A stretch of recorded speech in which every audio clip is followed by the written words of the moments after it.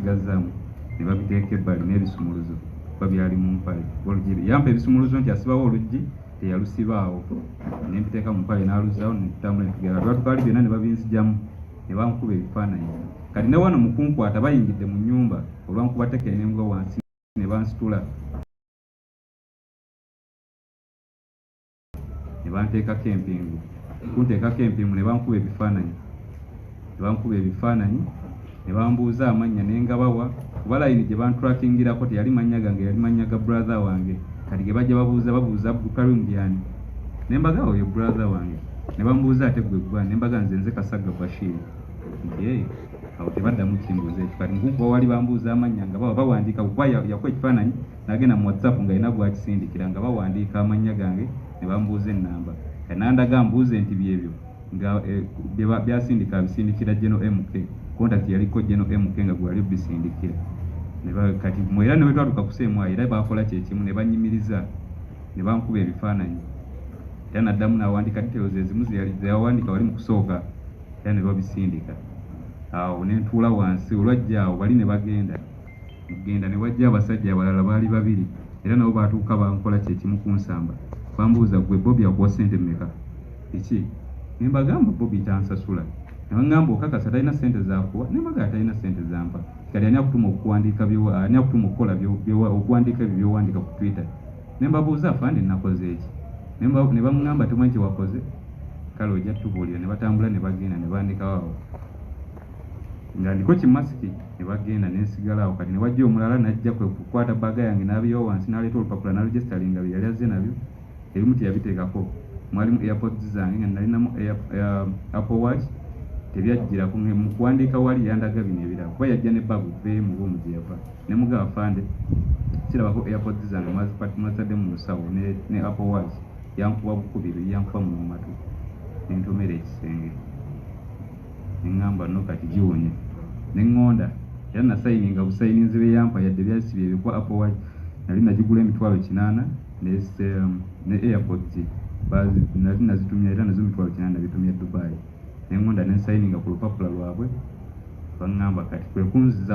ne bantwala wansi omurundi gwabwe gwasooka mu basement tukkirira amadaala ndiko kimasiki mpulya nga ndaga bulaze nga mbayita wano bwokikwata nga nkwatisaako omukono bwe kisenge bwe bantambulira ntukkirira amadaala nentuuka wansi twasangayo abasibe abaaliyo nawulira ayita RP oyo wuuyo n'ateekayo kati RP naŋŋamba tuula wali namugaa tajjaako kimasiki kisigaleko nga boogera n'oli bwe nasangayo Luswayiri tajjaako masiki abeera awo mutuuza awo teyeebaka tumukkiriza okwebaka kola essaawa afande nentuula awo ndowooza waayita eddakiika nga 3 ne bajja ne bampitayo yajja omusirikale n'ampita nanga gwejjanga mu Samali ne bantwala waggulu mu kutuuka eyo omusajja nanga tugenda kukuba embooka 3 okumala ennaku 3 nga zoolya kyekyemisana kyekyeggulu ne mugamba kala afande sirina buzibu nze mwandesi kyonna kyemwagala kyengenda okubakolera kale nengalamira nanga atandika kuba push up nakuba push up 5 n'atandika okunkuba solido nankuba yankuba embooko nga 30 ne bintama nenkyuka bwenti nenkyuka naninnyalinya kuno ku mavivi bwentyo n'amala naŋŋamba kati ddayo kati natuukawo nga boogera baseka waliwo bali babiri ng'omu agamba nti ate leero zze osanze nze ndi mulwadde ate n'abalala osanze bagenze kati osanzeewo omu ye chance gy'ofunye naye nkya bajja baawo ne banzizaayo wansi yanzizaayo ng'emikono giri waggulu bwe giti nga ntambuza maviivi engenda paka mu basement okukkirira amadaala gonna nga ndi ku maviivi bwenti nga bwankuba tteke bwe natambulanga ne tiles nga nsira nkuba tteke bwenti nga ngwa wansi nga neddamu nenyimirira ne banzikiriza wansi kati bantwala emikono nga giriko empingu waggulu ngiwanisa waggulu naye bandikako empingu mala ennaku 2 ze namalayo mu CMI banzikiriza wansi nenzira ziba ziwera ssaawa ndowooza nga 9 ogw'ekiro ntebeezaamu we bantwalira ne baddamu ne bampita ne bantwala mu ofiisi endala nasangayo abasajja 2 ne batandika okumbuuza nasanga waliwo fayiro bagindaga bayasika ku kimasipeti nekyeyongerako waggulu natandika okundaga tweets zange zonna zenkola ne bambuuza bino byonna ani akutuma okubiwandiika ne mbaga tewali afande nejjusa kyennakola awo kati abasibe eriwe nali nabo wansiga nasangayo oyalapi yaŋŋamba abasajja bajja kukuttira wano bwe tobakaluubiriza kyebakubuuza kyoba obaddamu bagambe kyomanyi era bwe natuuka ne mbaga afande nejjusa byonna bye nakola naye sijja biddamu nsaba mu nsonyiwe ne bagamba kale galamira nengalamira ne batandika okunkuba ankuba bwambuuza mukolera wa mukola muli bameka ne mugamba ne nakugambye dda bansanze wakanze nkozesa simu yange yiyo mwe mugirina ne bagamba otulimba twagala otubulire Bobi abawa sente meka muli bamekera mukolera wanga bambuuza amanya gundi tomumanyi tokola ne gundi ngamanya sigamanyi kwanza embeera wange nkera wange nengenda ku mulimu gwange ogwa gym nenkola byenkola nga byempostinga bipostingira ku gym nga sina nti oba muntu yantuma jesi nga mbeera olw'obulumize bwe nnina ku mutima bwenti waabo ne banzizayo wansi olwaki olwokusatu era ne baddamu ne bannona okunonera ne baddamu ne bambuuza ne bagaaga tugenda kutwala banga tugenda kutwala ewa genosale bandaga tweet wali tweet gye nakola ngamba this time around celebrate responsibly ne bambuuza wano wali otegeeza ki ne baga sina kinali ntegeeza ne bambuuza kinani yakikola kati mu laptop yange basanga mu Photoshop ne baga Photoshop ya bifaananyi nze ndi photographer ne kuba ebyange nkuba n'abalala kati nkozesa Photoshop oba editing ne bagamba kano gwe wakakola naye nga akafaananyi ke bagamba ke nakola already kalaga nti kalina mu frame yaki yabina ebigundi bi frame ebitunda amawulire ne baga afande mu kalaba ne bagamba no akantu kano gwe wakakola twagala okabuli wakajja wano tugenda ku Twitter ne mbalaga abantu bonna abasooka posting nga sinze nasooka netunuulira time when nakaposting n'abalala bakaposting ne bambuuza kati wano caption yebateddeko wadde otegeeza ati ne mbaga Jesse nawadde nkola ki nawandiise buwandiisi ne bambuuza waliwo omuntu abatuma ne bambuuza Bobi abasasula sente meka ne mbaga atansasula ne bankubira ddala ku ekyo ne bankuba ne blacking out ne tukakuba nga bakuba mbigere n'obukongovule bakozesa batu balina obuko obumpi bakozesa kubigere teyali batuni kali bankuba n'ensirika kuba naleekaana nnyo ne bateeka ekigoye emmanyi ndiko masiki n'ekigoye emmanyi ate nga ndi ku mpingu ne bankuba ne ntuuka n'ensirika kuba nga obulumi sikyabule watuka ne bufa nga mbuulira eno omuntu kulya ng'omuntu akoona oba ekite ne ntuuka n'ensirika ne bandeka ne badda wali ngenda obulya bali mu simu yange ne bakebera chats z'abakyali bange kati nga bambuuza gundi yaani mikwano gyange omuyita otya mukola naye mirimu ki nembaga tewali bena chattinga nabo oluusi abamu bensindikira oba tweets zange basharinge kati awo mukuvaayo nsanga omusajja wali omusajja muganda yali muganda ate nga musiraamu kuba yali ayambadde tundi ya PDF namusanga kutte n'omusaalo kuba zalisanga musanvu olwokusatu nangamba kati mu abaana abaganda mulaba ebintu bye mweteekamu ng'alinga nkansolinga nanga abali abantu beweesibyeko Bobi omulaba abeera na mukazi we ye tetukyasobola musiba gwolooza Bobi asobola okujja wano nga mwe tubakwata yo tumukwata muzza wakana abeera ne mukazi we ne bagamba zaake wuyo yakakola embaga ya milioni 5 gwe tukusanze osula mu kasingo olumu imagine mufaaki abasajja bamufiiririra tebabaliiko ne mugamba afande nejjuza byonna bye nakola nsaba kunsonyiwa olwo nga ngonze weesuubiri ali mpeddemu nave waka nga sirina muntu gwe nkomunicate nze naye kati nga manyi basobola okunkola kyonna kye baagala era kyekyangonze ne mbagaa buli kye baali baagala omumanyi kati mukunkuba bankuba netuuka kati nengamba mbagaye kibagala manyi ne bambuuza Bobi akuwa sente meka ne mbagamba mpa emitwalo 10 ne bambuuza ozisayininga wa ne mugamba nsayininga ku NUP kati ne batuuka ne bagamba otulimba ojja tugamba amazima wali mukunkuba okukola ki okuzirika ne bagamba ojja tubuulya kati ne bannemerako ne mbagamba mpa abiri kati nga bwe basigala bankuba paka we nakola na blacking out ne bambuuza ate kuba nali nabagambe basangamu namba ya SG nga era tukomunicate nga ono chattinga n'omuntu era ne bambuuza ate siji yani ne mbagambo David Lewis Lubongo ya Secretary General wa NUP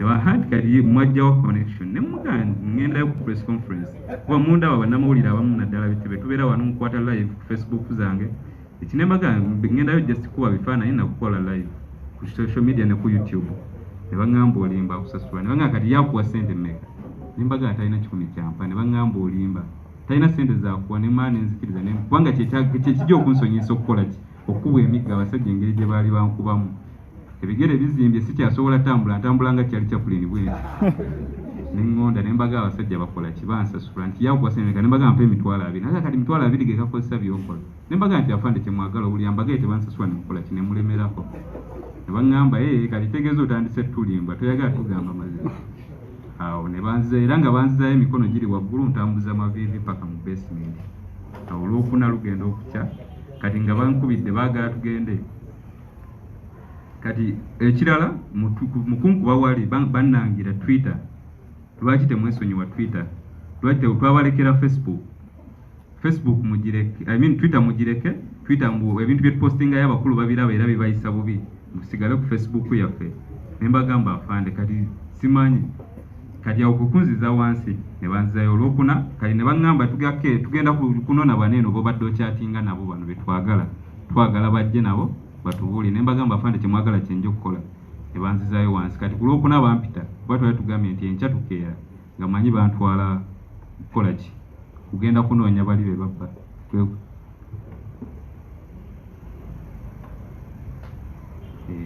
kati mu basement nasangayo waliyo omusajja bali bakavamu kuba ne bamuleeta ne bamutuuza we nali yaŋŋamba amannya ge ye Balogahare Arafat ne mu kuba twayogera nga twogera mu kaama twebbirira naŋŋamba nze bandeeta wano mmazeewo emyezi 3 abasajja bankuba nnumirize Tisegirinya ne Sewanyana be baali mu bijambi ewa Sewanyana mbwe era bwe nakkiriza nga balyoka banzija wano ekyo kyembadde neerabidde kati awo olwokuna olwakya kwe kunzijayo wansi ne bantwala waggulu ne kanali manyi tugenda noonya bakyali bange bano be bagambye abalala be baagala bankwate nabo kati kwe kuntwala ku SIU ekireka gye nasanga aba CID kati ono yajja ne laptop yange n'essimu n'abikwasa oyo gwe nasangayo leeta namanya nti yafande Enoka akolera CID ne bamukwasa ebipapula byange era teyakola nsobi naye yanootinga ebyo bamuwadde n'ambuuza yawo n'ambuuza bakukubye ne mugaa afande olaba engeri gye ntambulamu siri nnomu naŋŋamba kale naŋŋamba ngenda kujja wano olwo ŋŋambye mukama wa postinze Bobi Wine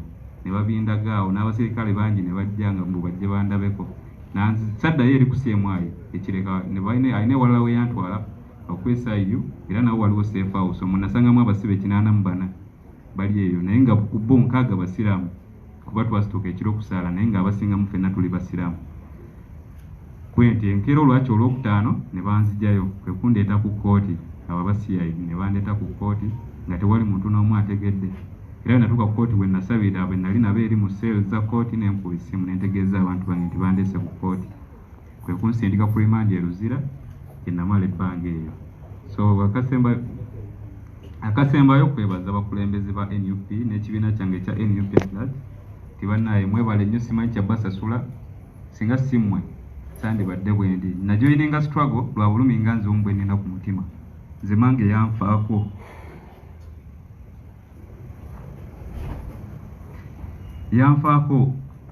nga ndaba bwe nti kuba twali saidi z'entebe eyo n'alwala tugenda mu ddwaliro we twagenda naye ng'alina oleeta ssente zirina otandika omukolebwako nga atannatuuka maama n'afa n'anfiira mu maaso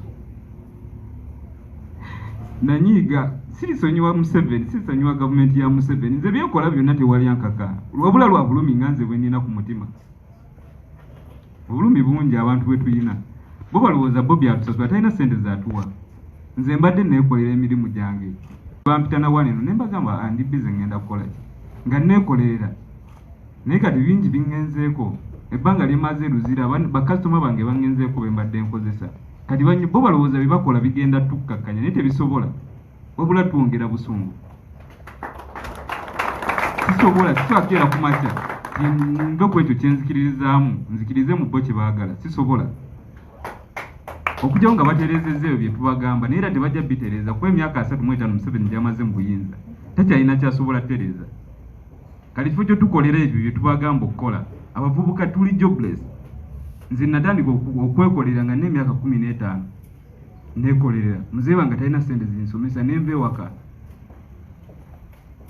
kati ebbanga lyonna ndimazeeko nsafoketinga bwomu naye kati bo balowooza nti bw'anaakutwala eri ne bakangakanga kyekijja okujja ku mulamwa bo balowooza nti bye tukola balina tusasula tubikola no tubikola lwa bulumi bwe tuyina ate tuli bangi kuba singa mbadde nze kakati bye bankwatira already abaana bangi abaali babipostinga si nze nzekka ne mbagamba afande mubiraba bingi naye kati bo balowooza ekyo tukwata otutwala otukuba otutulugunya bye bigendo tujja ku ekyo kye tukkiririzaamu no tekisoboka so kyekyo bannaaye mbeebaza mwebale nnyo mwebale eddala kunkolera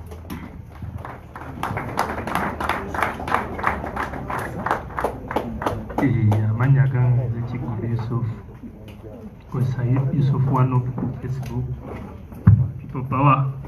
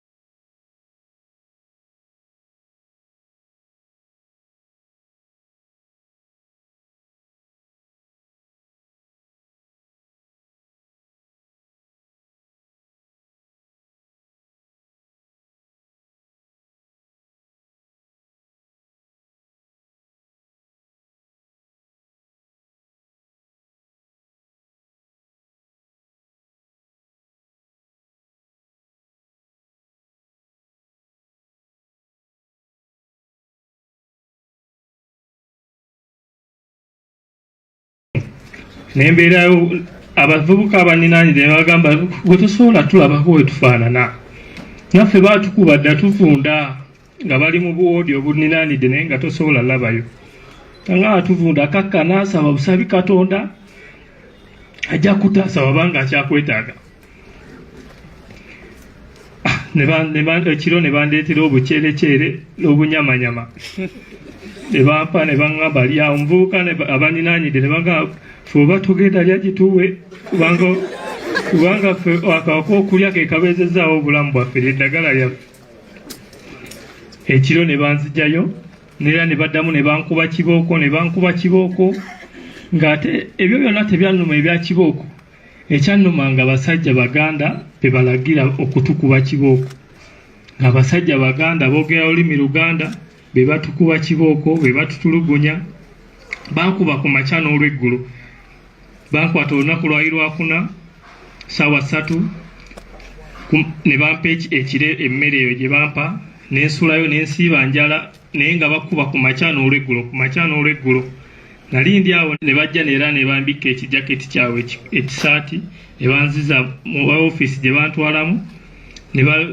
omusirikale n'agamba leeta ebifaananyi ebyo ne baleeta ebifaananyi ne bakebera ebifaananyi balina ebifaananyi binene nnyo bingi nnyo bye baagala eby'abaana anamala n'abizzaayo akyekiro ssaawa zaali mu 3:05 ne bajja ne bankuba kibooko era ne bankuba kibooko ne bansiba empingu ne banfulumya ne banteeka mu mmotoka ne banvuga saategeera ne banvuga olugendo olwali luwanvu era ne banvuga ne banzijjamu mu kkubo ewaffe Luweero bayitayo Lubenge ng'era banzigyeko empingu ne bansiba emiguwa ne batwala ekikooti kyabwe ne bansiba essaati gye nalimu ne bansuula mu kidiba waliwo ekidiba ekyo kitwa bakyayina bakiteekawo kiziyiza muceere mazzi genda mu muceere ne bansuula omwo ne bagamba isawo ebbanga ogenda kwejjayo ne bagenda ne basimbula emmotoka nempisayo ebbanga nenwana nenvaayo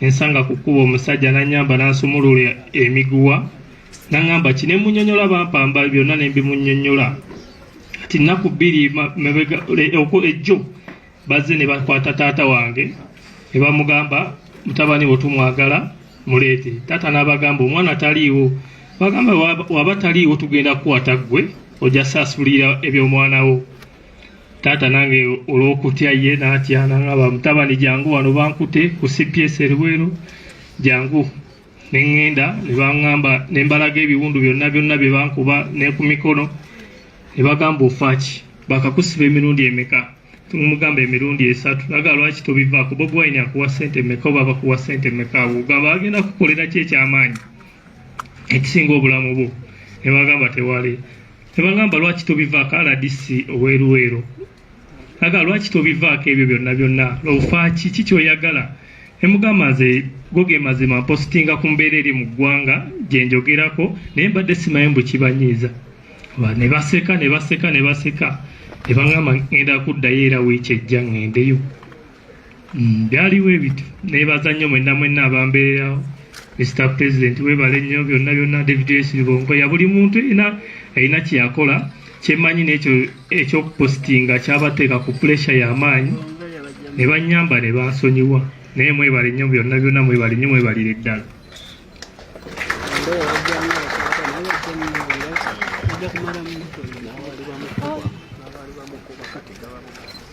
kale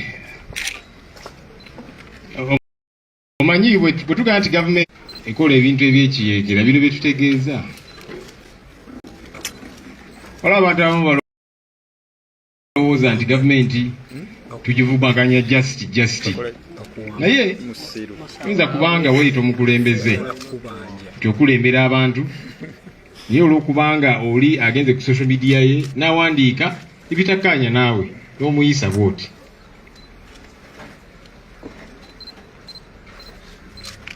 so ebintu bino bwe tubyogerako kubanga munnaye byaddala abantu abatulugunyizibwa baddala gye bali ebyaddala bagenda balowooza nti abo Bakyagulanyi baani just gavumenti bagisiiga kasa baabo akulaza ebiwundu nga bamutulugunya ku lwaki kubanga agenda ku Twitter ye naga nti eno gavumenti ffe tugikooyi etulugunya abantu ebba sente y'omuw'omusolo ne babatulugunya olw'ekyo kibakkiririzaamu si nti baziba misango kubanga abo singa bazza emisango singa babatwala mu kkooti ne babawozesa ne kati baba batadde nga bamaze obbakubaakuba naye ebintu bino olunaku lulikya bajja bisasulira.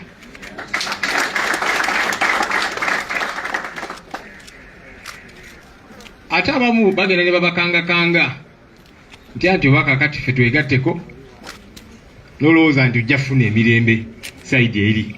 Mukulu Ndugga nkulamusizza ssebo nimukobubire ku bantu abali wano. Nalaba akayimba ke yayimba nti Kaguta yamwavuwaza anti yagendayo ng'amanyi agenze kuyoola misimbi n'amala n'asanga nti bali abasajja basiba ekiwaanyi ebya ddala. Tulina bannaffe abalala be tugenda okuyita family ab'eŋŋanda z'abannaffe ababadde mu makomero okumala ebbanga. Abantu bano bazzeeyo mu kkooti naye ne bagamba tetugenda kubata ku kakalu ka kkooti, tugenda basigaza paka. So ngenda kuyita maama wa Yasin Sekitoleko abangi gwe mumanyi nga Machete, mukyala Kalanzi ne maama wa Matovu Abdu bajje nabo boogere gye tuli briefly. Bamaama mujje mwenna awamu.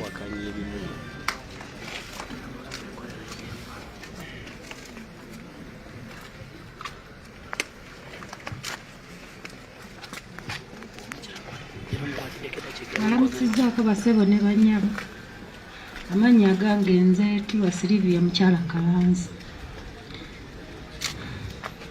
Abasajja bajja ewaka abasajja 5 nga bambadde leeyo ekiro 9 batandika okukonkona nga bwe bamuyita Kalanzi gulawo.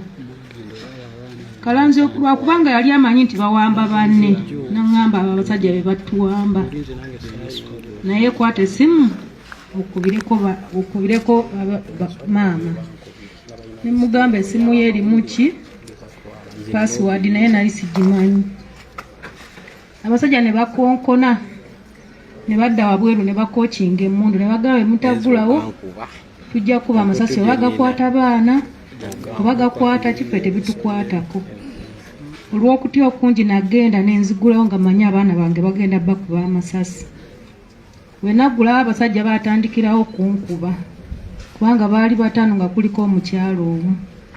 Ne bankuba ne bampisawo paka mu kisenge. Omwami bamusanga yeesibye ettawulo. Ne batandika okukuba abaana ne bakuba omwami ne bamukasuka eri ku buliri n'abaana ne babakasuka ku buliri ne bamujja mu ttawulo. Ekiro ekyo omuntu aba tayambadde engoye za munda. Kati yagezaako okunoonya olugoye ayambale ne bamugjamu engoye mu maaso g'abaana. Kalanzi n'akaaba kubanga yakaabiranga muli munda. Kwaliko omwana omukulu nga mulwadde. Omwana ne bamukuba yalina kanula ku mukono naye bamukubanga kisolido mu mugundi mu mukono ne bakuba oyo omwana adda ku mukulu paka nakati omwana omugongo gwagaana otereera. Ne bakuba Kalanzi yali ayambadde yamala nenoonya t-shirt ne tumuwambaza t-shirt nga bamukuba. Bamukubanga nange mwambaza bamukubanga mwambaza. T-shirt eyo yaliko mu maaso yaliko Nabiira ne president waffe emabega. T-shirt eyo yonna yali nebuna omusaayi. Ne bamukuba ne bamugamba bye bamubuuza nga abaddamu abagamba nze namuwa akalulu ate mmuwagira kuva dda ng'akyalina muyimbi. Ne bamukuba ne bamubuuza essimu naye ng'ali bwereere ng'abaana bagezaako okwekweka naye ng'abaana babakuba bave balabe obwerere bwa taata waabwe.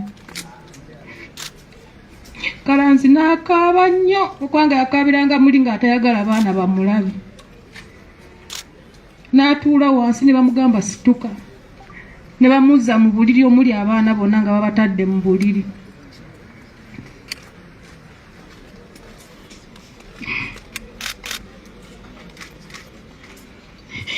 Nagezaako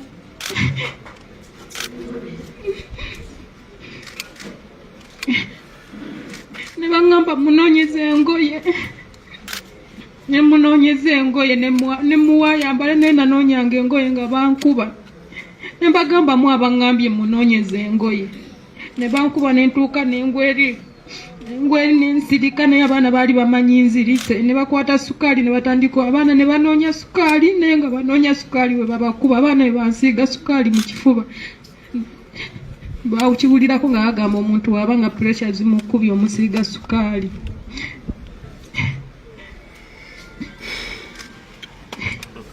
Kalanzi ne bamukuba ne bamubuuza essimu ye eriwa n'agamba nze sirina essimu ngiresaawo nze essimu nali ngirina kubanga nali mmanyi essimu enina okujja enamba nkubira abeewaabwe nze essimu yebeewaabwe nali sigirina ne bamukuba n'abagamba essimu nagitadde awo ne bamufulumya n'agamba kwata essimu ogibawo ne mbawo essimu ne bamufulumya abweru ne batandika omukubira awo n'abalala nga abasajja abalala bakubidde poliisi y'e Kawempe abasajja bajja abantu 15 ne beegatta ku bali abatiya gaasi ab'amasasi bonna nga baagala kola bulabe ku Kalanzi bwe bamufulumya abweru ne batandika omukuba omukyala n'amukuba solido mu mugongo yaleekaana omulundi gumu teyaddamu kuleekaana yali ng'azirise kubanga bonna baamugwerako omulundi gumu ne bamukuba piki yali mu nnyumba ne bagijjamu ne mbagamba basebo piki mugireke egenda olabirira abaana omusajja n'akomawo n'akuba solido ku luggi n'agamba mbwa gwe musiru gwe gwagenda ogivuga omu n'ayingira munda n'ansamba n'engweri mu kisenge ne bakuba abaana ne babagamba muddeyo mu kisenge mweggalire ne batwala Kalanzi nga takyategeera naye abantu bonna abaali nga mayumba gabala kubanga baali bazuukuse bonna bagamba Kalanzi omuntu gwe baatute nga bakuba yabadde tanyega naye nga bakuba bukubi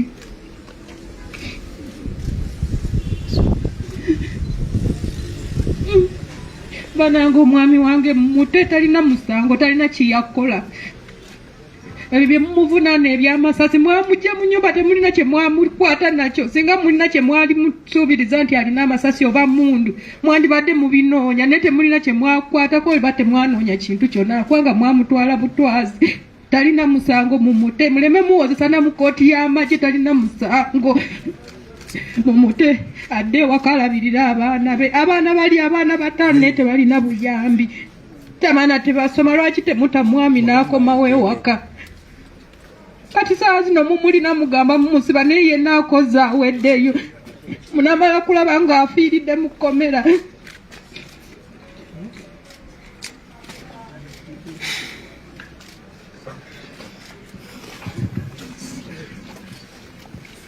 balamusizza abasebe ne bannyawo nze amannya agange mpitibwa Isa Kabanda maama wa Yasiinisa ekituuleku bangi mumumanyi nga Machete yankubira essimu ngamba maama bantwala naye bwe bankwatirako todda tubala bulamu bwange maama abasajja babeera kunkuba masasi ne mugamba obuzibu ki nangamba obuzibu pulezidenti Kyagulanyi lwakubanga ne bw'omukuba emigongo ne bw'omukolota n'omugamba nti Kyagulanyi muwummulemu nga takkiriza agamba nedda maama tulina kufiira ku mulamwa naye zaali 11 ogwokutaano ng'enkya pulezidenti Museveni alagira n'ava wano bannamukubira essimu nga tteeka sikuba seebaka nga sikumukubidde essimu pulire gyali era nga mubuuza Yasiini oliridda wa maama soogerayo ku ssimu kubanga naawe awoowosula bamanyiwo naye ku makya nga Museveni alayira ne bankubira essimu mu kyalo kuba bamuggyako Mmengo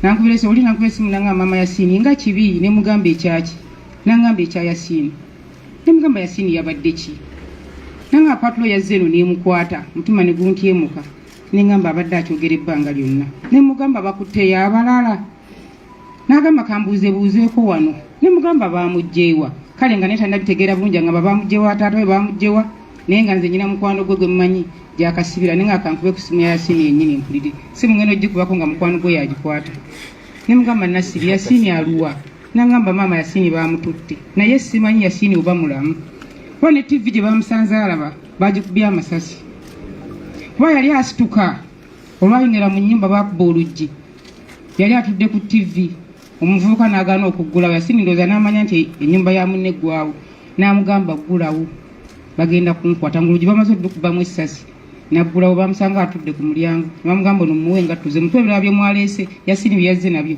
n'abagamba talina bakuba amasasi mu kisenge mu kitanda wonna wansi Katonda yayamba senga waliyo abaana abawe base wansi Yasini yali amaze okuttisa banne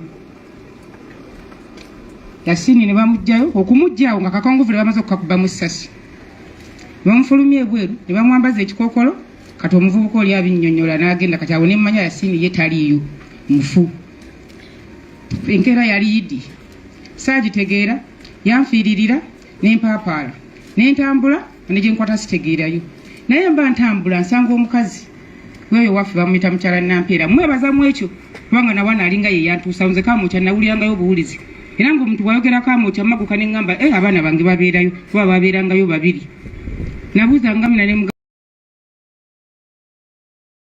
mugamba Yasini aliridda wanti ali ku kitebe mbuza Yasini Amina aliridda wanti ali ku kitebe ningaba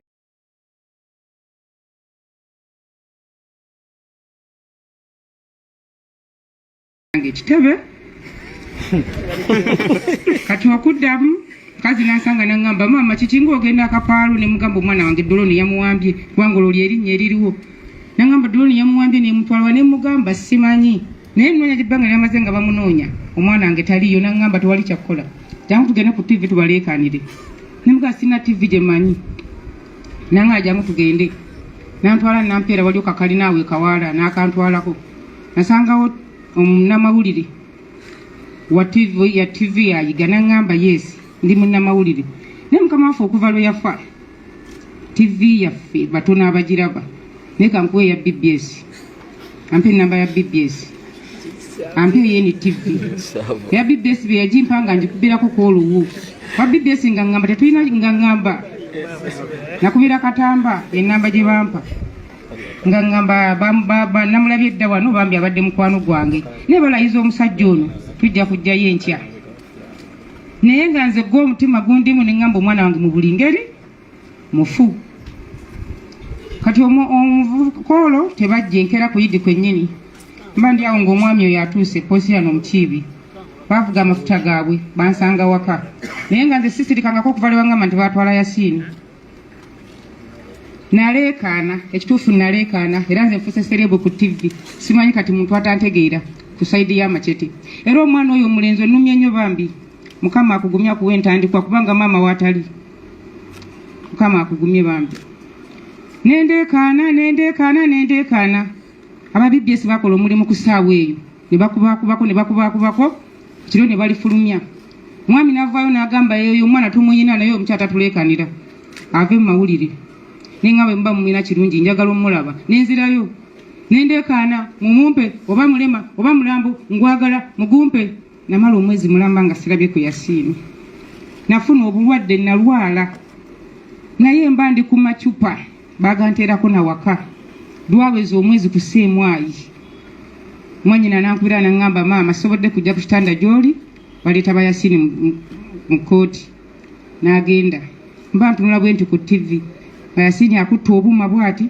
alinga akongojja amaziga gamuyitamu obulwadde bwanneeyongera neŋŋamba Yesu okyassa kale kasita okyaliyo naye ate mu kukaaba okunange kwampisa bubi nnyo nenfubanga bwe nsobola nenkubira kuba okutebe neŋŋamba nange njagala omulabako ntuukeko yo ne bangamba ojja kutuukayo ne bampakira ne bantwala kolosasaamu yadde ekikubi olwo COVID afuuse COVID byonna be baabikolako nentuukayo okutuuka okulaba ku macete ng'amannya gakwatiridde bwati n'agamba maama we nga tampulira ng'agayiika n'agamba maama sisobola kwebakawe nti bwe nkola bwe nti musaayi gwe guba guyiika era ku mmeeza yakutama bwati omusaayi gwatonnyawo neŋŋamba omwezi omulamba gwamaze mukomera ataliiko kayisa omusaayi ogwo guvaawa nandaga okugulu ng'akusibye n'agamba kuno baakukuba essasi nenvayo n'ennaku mpitirivu nnyo neŋŋamba ye pulezidenti Museveni oli muzadde oba toli muzadde ate pulezidenti Museveni wandaze ekintu kino nti okuzaala okumanyi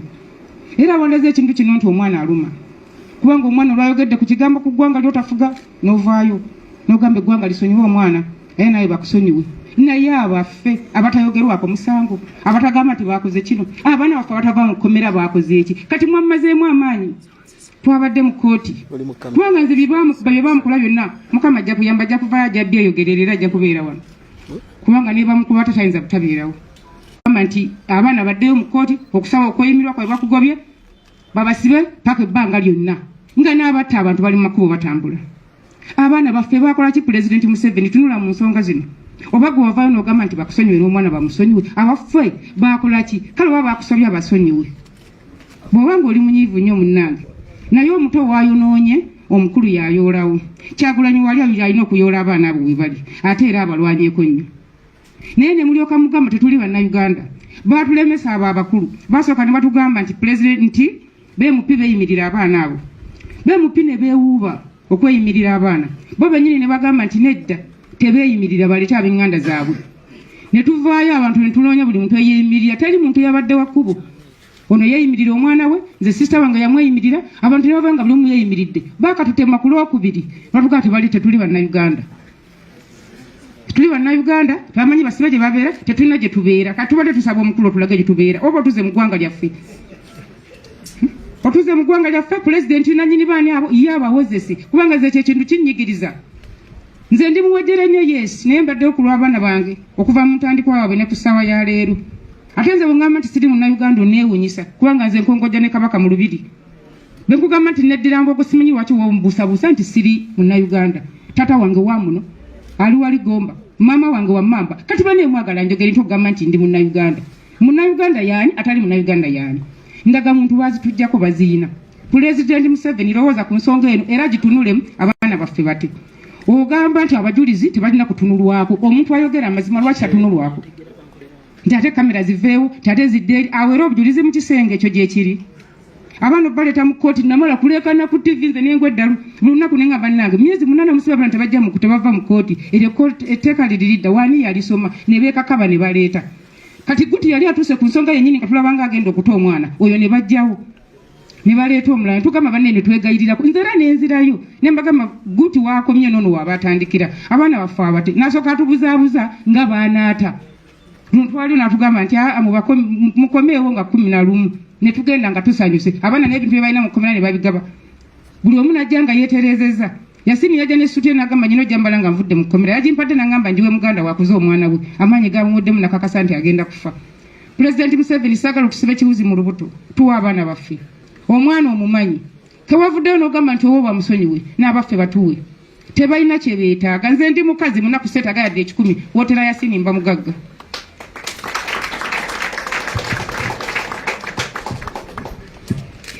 Yazizanya balamusiza nnyo bassebo ne bannyago bannange. Nze kansooke kulaama kuba buli aliraanya Kyagulanyi ayinza okufa. Bwe mba nfudde ssebo obwana bwange babukugamba ne babukulaga kuba buli amuliraanya olwaleero nze simuliraananga. Naye abaasooka abasinga bali mu kkomera, abalala baafa n'abalala balima. Kati bwe kibeera bwe kityo nsuubira nti nange nyiza okufuna ekizibu oba ne bannange bwe tubadde nga batusuubiramu ekirala. Naye nga kyannaku nze taata wange yawaako ku muzeeyi emmere, ekibanja kyaffe kyonna n'akimugabira n'amugamba wonna w'oba otuuse mugyeewo emmere mugiri. Ku ssaawa eno tuli mu bulumi obw'enjawulo. N'empangaalira esembabule tulinayo baalejula ne bakonko, nali mbalibwa mu bakonko. Ku ssaawa eno omwana nga afiira mu kko.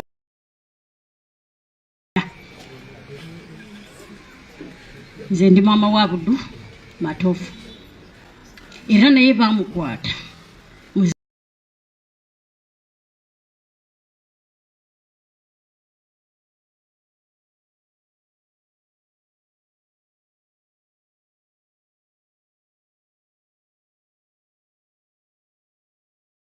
Zeiro alayira ne bamukwata.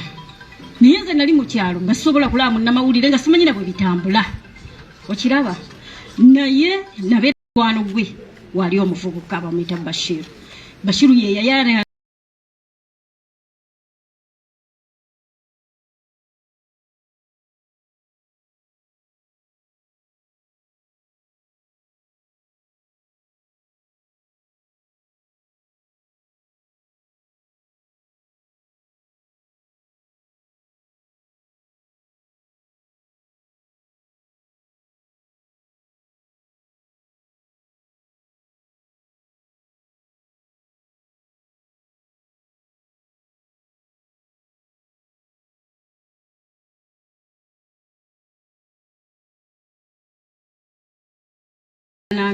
n'agenda mu mapolisi gamanyi n'atambula wano na wali n'atambula wano na wali nga yambulira amawulire mama tutuuse wano batugambe taliwo tutuuse wano batugambe taliwo bambi ama muganda solo twatandika ne twewuuba babaleeta luno babaleeta luli babaleeta luno babaleeta luli mazima ga Katonda n'obubanja ne tubutunda ng'ab'omukyalo tolina wojja ssente ate olina okuba nazo oba oyagala oba toyagala otuuke ebyo byonna tubikoze nejjejje wange ali Gomba nejjejje wange ku ludda lwa nnyabo ali Masaka nejjejje w'omwana oyo ali Masaka ne kitaawe w'omwana ali Masaka abaafa babagalamiza eyo abalamu gye bali nembooza ku ssaawa eno ate kaakati Oluganda ngenda ddujja wa olutaava Kenya era ngenda kikola ntya nga nennanga muntu njirina era nawaayo ne bampandiika ne mweyimirira nze muzaala enanga muntu ya wano simanyi oba zakyusibwa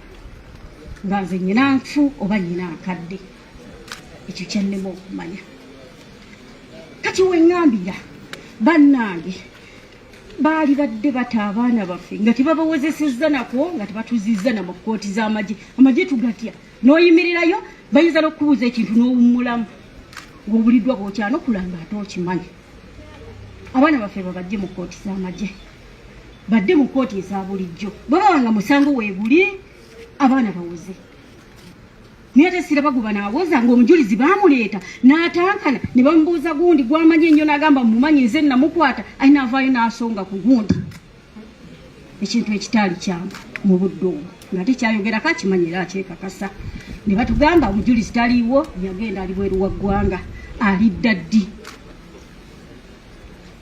omwana wano ye bwe twagambidde nti naye amanyi obulumi bw'omwana obuwe bwe yayogedde ekigambo ku ggwanga eritalina lirye nti nsobola oddikuba eritamusunye eritamuvumye y'omukulu ye yavuddeyo teyeetonda lwaki twetonze ebbanga lyonna nagana okutuwa abaana baffe abatalina musango kuba singa weeguli singa baagutulaga singa twagufuna dda bannaye twebaza nnyo bakama baffe abatubeereddewo ne tubeera nga tugenda mu kkooti tetusobola kugula balooya sente ezo tetuzirina naye balooya babeddewo looya Musisi looya n'abalala Shamimu bandi bonna bambi ne besoogedde kuba bansonyiwe naye nga mbamanyi kuba mbalaba abamu n'amannya ne gannema Matovu alina abaana basatu kyokka n'omu ku ssaawa eno mulwadde mukamwana wange yamundeetera ate nange navuddeyo ewaka kati obwedde okuva eggulo nkuba kusimu ye teri kusimanyi kyamutuuseko baba gimubbidde mu kalwaliro gye munamulese simanyi kati simanyi embeera bannaye embeera nzibu nnyo naye bate abaana baffe abaana babatuwe tetuyina tewali musango kati nganze omwana namutendeka ddi nti agende mbulyekera tekiriyo ye yenyini mukama waabwe gwe babalanga waali ne wano tuli naye lwaki bano n'abaana mu kyalo eyo ne babasiba ng'ate ne mukama waabwe bamulaba n'abamuddiridde babalaba ne buli kimu weekiri balekeraawo tulumya emitima balekeraawo tukaabya balekeraawo tumenya naye tufa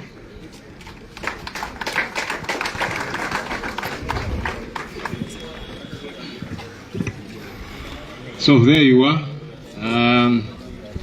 Those are voices of real people who are hurting because their loved ones were abducted, tortured, and to date, there's no evidence against them. Because like we're saying, none of us is above the law. We don't even say that at any one time. But if you think I have committed an offense, what does the law say? how do you arrest me, number one? Because these people are picked up by gun-wielding goons who don't identify themselves. They are taken to no one knows where. Even their families don't get to know. But somehow, they are accused of committing crimes. You arrest me, take me to court. And if you have evidence, produce the evidence. 2 years later, if there is no evidence you have produced, it does not exist. Otherwise, you're manufacturing it. So, it's good that we get to hear from them so that it ceases to be just an alarm made by us as leaders. Recently, many of you saw an initiative that we had embarked on as a party, as leaders. We have so many Ugandans in the United Arab Emirates who are stuck there. And not just Ugandans, but they are nationals from different countries of Africa. They are stuck. The government here has refused deliberately to reach out to these people and assist them and bring them back home. It's your responsibility. If you postulate to be a leader, it is your responsibility. So there's no attention to them, and we said, you know what, let's see what we can do. And a concert was organized in that regard, and it was thwarted because they will look bad when we do what they have failed to do. I'm going to invite Comrade Nubian Lee to come and narrate to us because he was part of the concert, what transpired and where we are right now. Comrade Nubian Lee.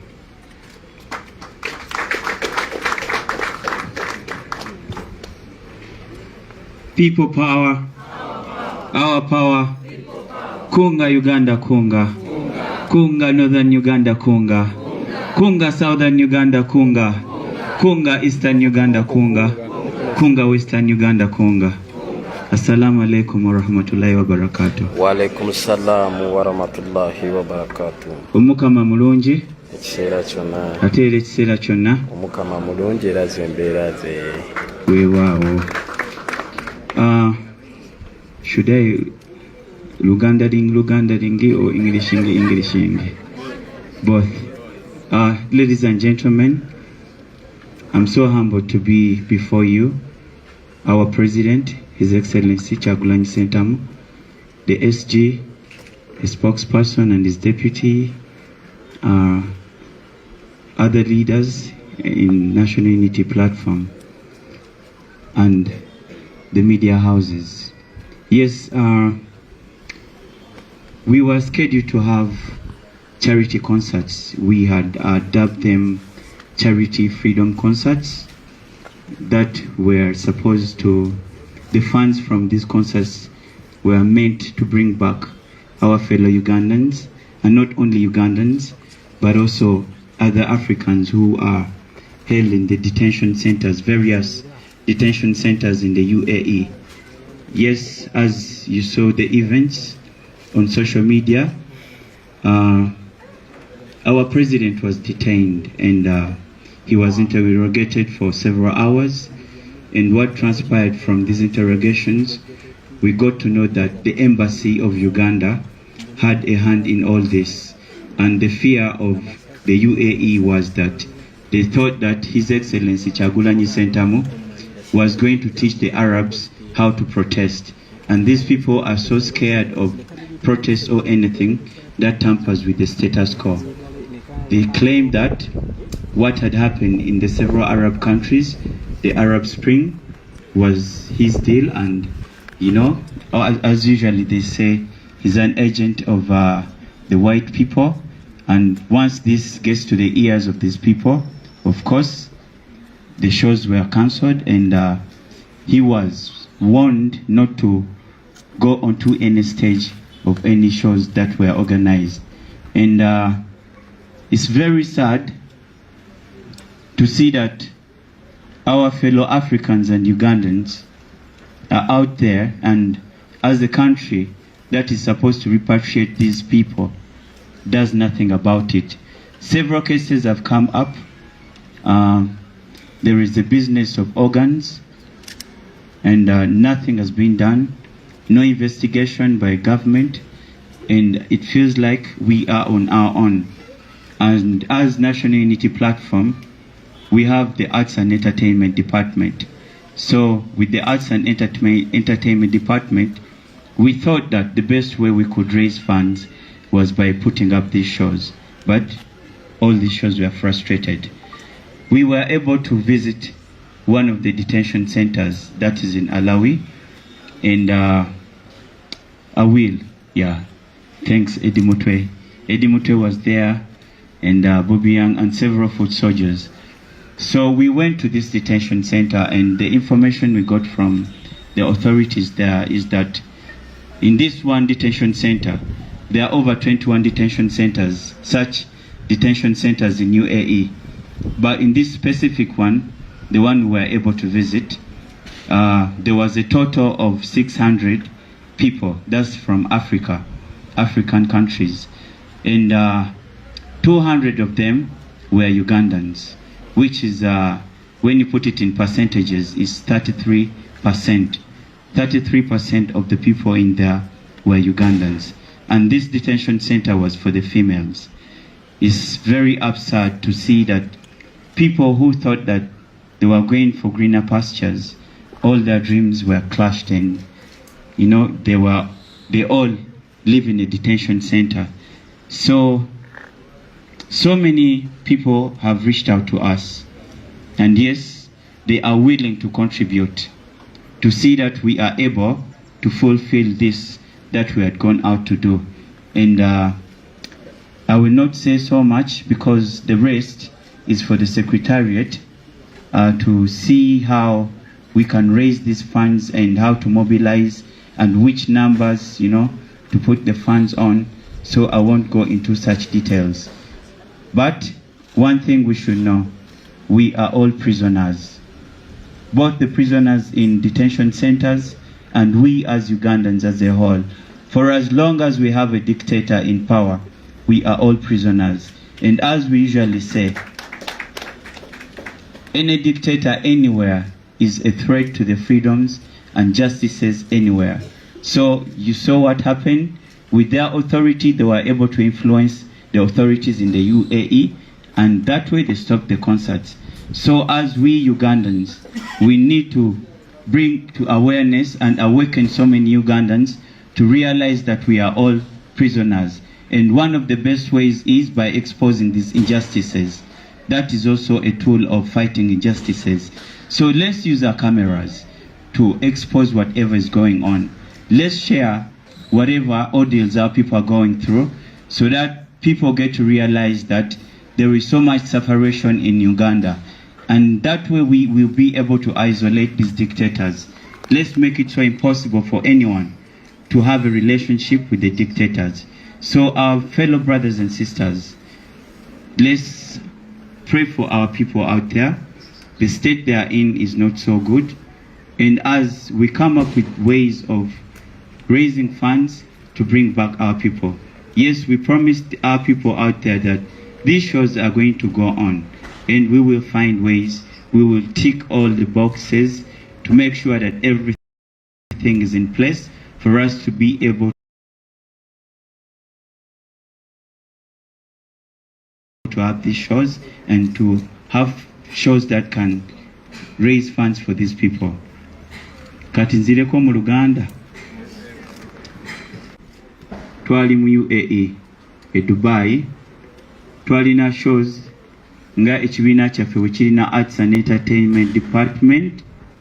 Twali tuorganize shows e Dubai okulaba nga tukomyawo baganda baffe abasiraanira eyo.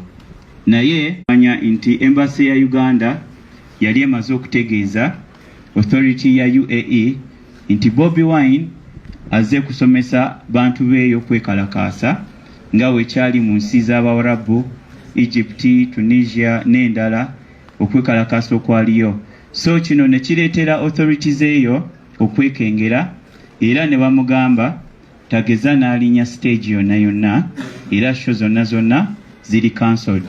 Naye ng'omulamwa gwa zino show gwali gwa crazinga sente okulaba nga tusobola okugulira baganda baffe abasiraanira eyo tiketi bakomewo e Uganda.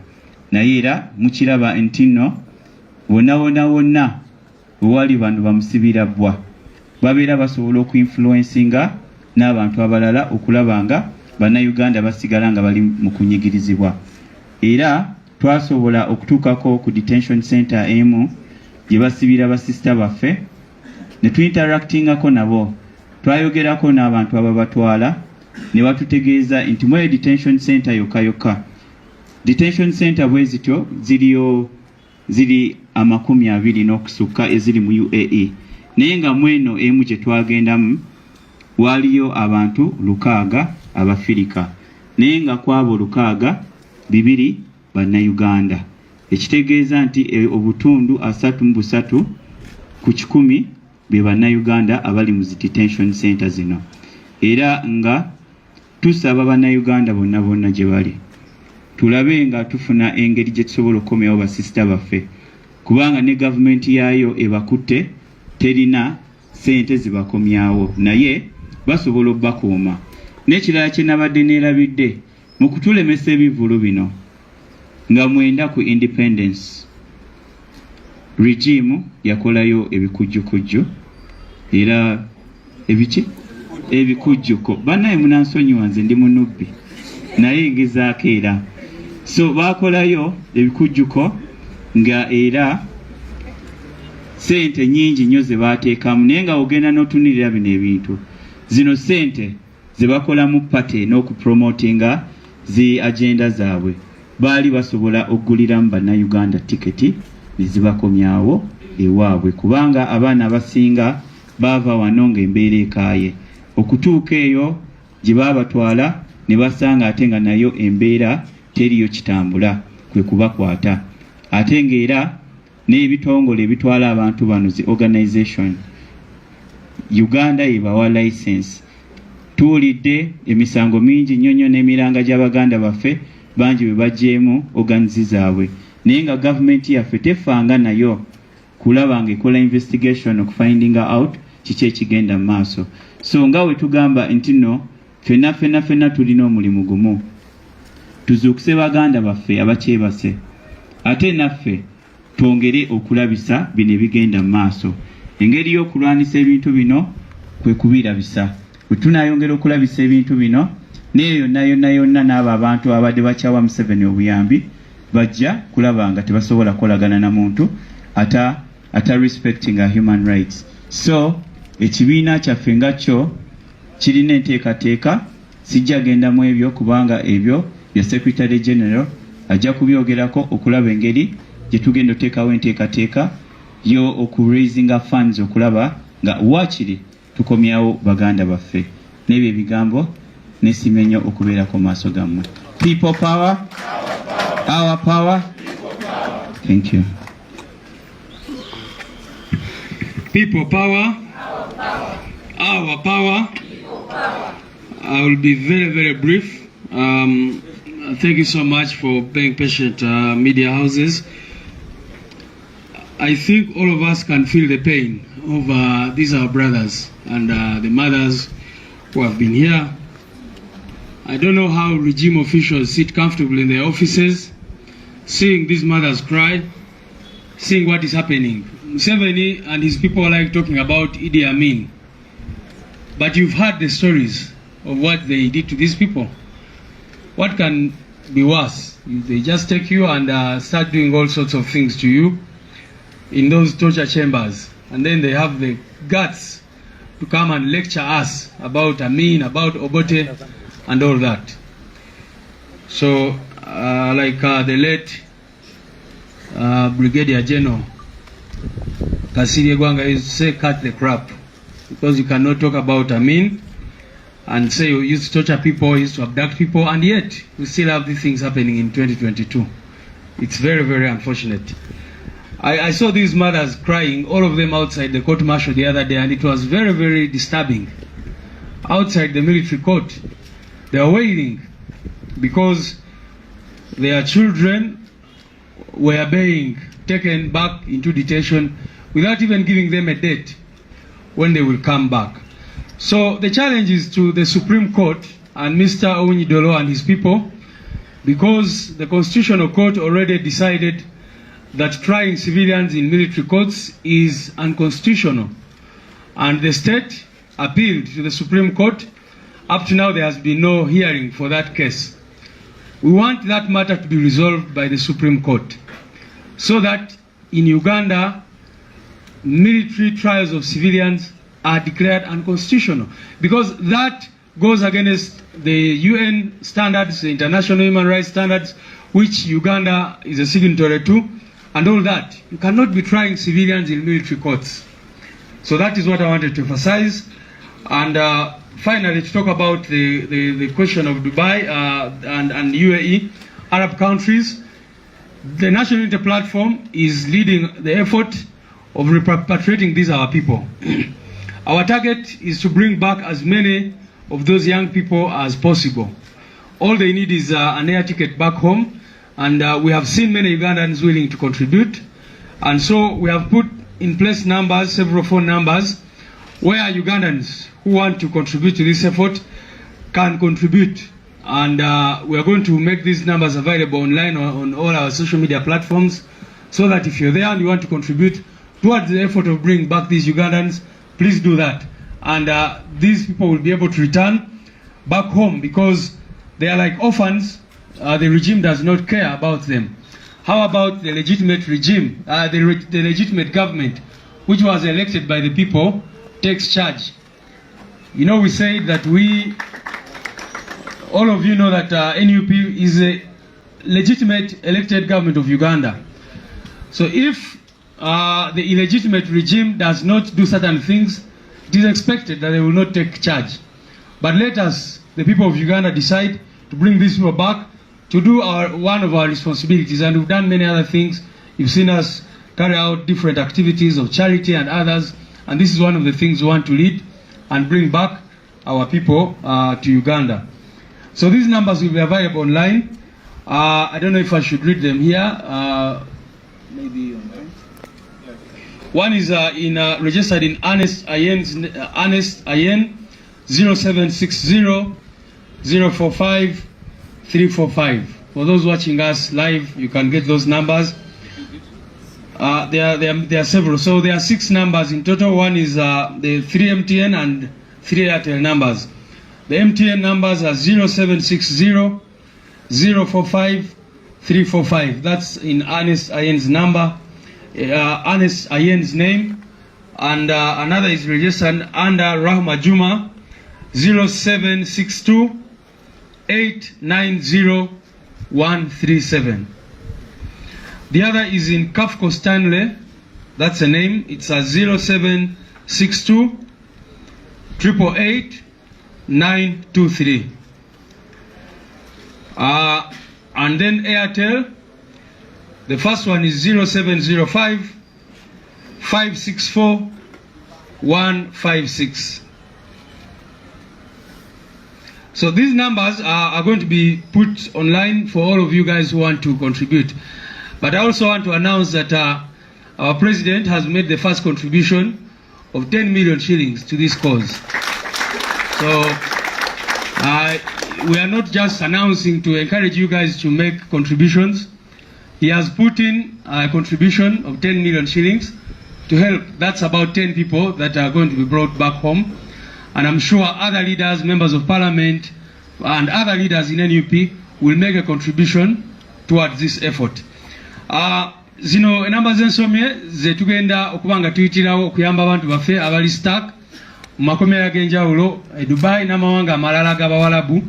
Twagala kuyambako ku bantu baffe bannayuganda batulonda, era mulabye nga tukola ebintu eby'enjawulo okuyambako ku bantu baffe ababeera mu mbeera embi. Kakati tutaddewo zino enamba, gwe bw'oba ng'oyagala kuyambako okuzza abantu baffe wano ku butaka, osobola oyitira n'oteekayo contribution yo, ne tulaba nga tubaleeta abantu abo. Tujja ku-announcing eno campaign egenda kulaninga for 1 week. Leero Lwakuna egenda kutambula mpaka ku Lwokuna next week. Sente zitunaba tufunye mu fundraise eno tujja zibabuulira, era abantu baffe basobole okukomawo wano mu Uganda. Era nkyogedde nti president waffe yataddeko milioni 10 ng'etoffaali erisooka ku nsonga eno ey'okukomyawo abantu baffe. N'ekirala si kuba nti alina amagya wabula naye nga bwe mumanyi oba yakolamu. Ekisemberayo ddala nga ngenda muyita banange mbadde njogera ku nsonga y'abamaama bano. Juzi tubadde ku kooti y'amagye nga miranga n'ebiwoobe wabweru wa kooti. Simanyi nakyemalira n'abantu be bawulira batya bwe balaba abakyala bano nga bakaaba ku lw'abaana baabwe be basibye kati bamazeeyo ebbanga erigenda kwera lya myaka 2 nga nabo bakimanyi bulungi nnyo nti bano abaana tebalina musango. Amu abakwata olw'okwambala bereti ng'eno gye nyambadde, abalala nti baali bawagira nnyo people power. Kati ng'oyo Ashraf Kalanzi yali avuga bodaboda nga wagira president waffe ne NUP ne bamukwata. Kaakati bw'otunuulira ebigenda mu maaso n'olaba bano abaana abadde boogera bano bamotivu, oyo omukyala Nalubowa omuwala n'abalala be batulugunyiza n'oyo muganda waffe Yusuf. Ate bano batono nnyo kwabo be bagenze bawamba be tutamanyi nawa gye bali. Mukimanyi bulungi nti recently waliwo abaana baffe bangi nnyo bebaze nga bakwata up to now be tutamanyiiko gye bali. Kati bavaayo batya? Ekisooka juzi babadde ba celebrating independence. Osobola otovaayo ne mugenda ne mwekubira buserefi n'obufaananyi obwakabi nti muli ku independence, muli ku jjuko bya independence, so nga mukwata abantu abatalina musango ne mubatulugunya ne bwe baali badde n'omusango. Amateeka galagira ndi mutwale mu kooti musawa 48, naye gwe n'okwata omuntu n'omutwala n'omubuzaawo emyezi n'emyezi nga tomututte mu kooti, ate ne batandika obbakuba n'obbabuuza ebibuuzo ebyo. Kyanaku nnyo nti buli omu agendayo kye basooka omubuuza, Bobi balina kusasula ssente meka okuwakanya gavumenti. Kubanga bo basasula balina okusasula buli omu. Era mulabye omwana awo ng'avaayo ababodaboda nga balwana abaga babakozesa juzi bwe baali bayisaamu baselebratinga. Abaana bavudde ne balwana ne bagamba ssente zaffe ziriwa, mutukozesezza temutwadde ssente zaffe. Kakati kubanga bo batambulira mu mbeera y'okusasula abantu, balowooza nti naffe tusasula abantu. Ekisooka ssente tuzirina, naye ne bwe twali badde nazo bannayuganda bamanyi ekyokukola. Bannayuganda bali mu bulumi, bannayuganda balina ensonga ezibaluma era ezo ensonga ze bayimirirako okuwalana n'okukolokota gavumenti ya Mwami Museveni mpaka bwenavaawo. So teri NUP muntu gwesasula okukyawa gavumenti. Abantu bakyawa gavumenti olw'ebyo ebikolobero byekola. Muzikirize nanirize president waffe ayogereko gye muli. People power, our power. People power.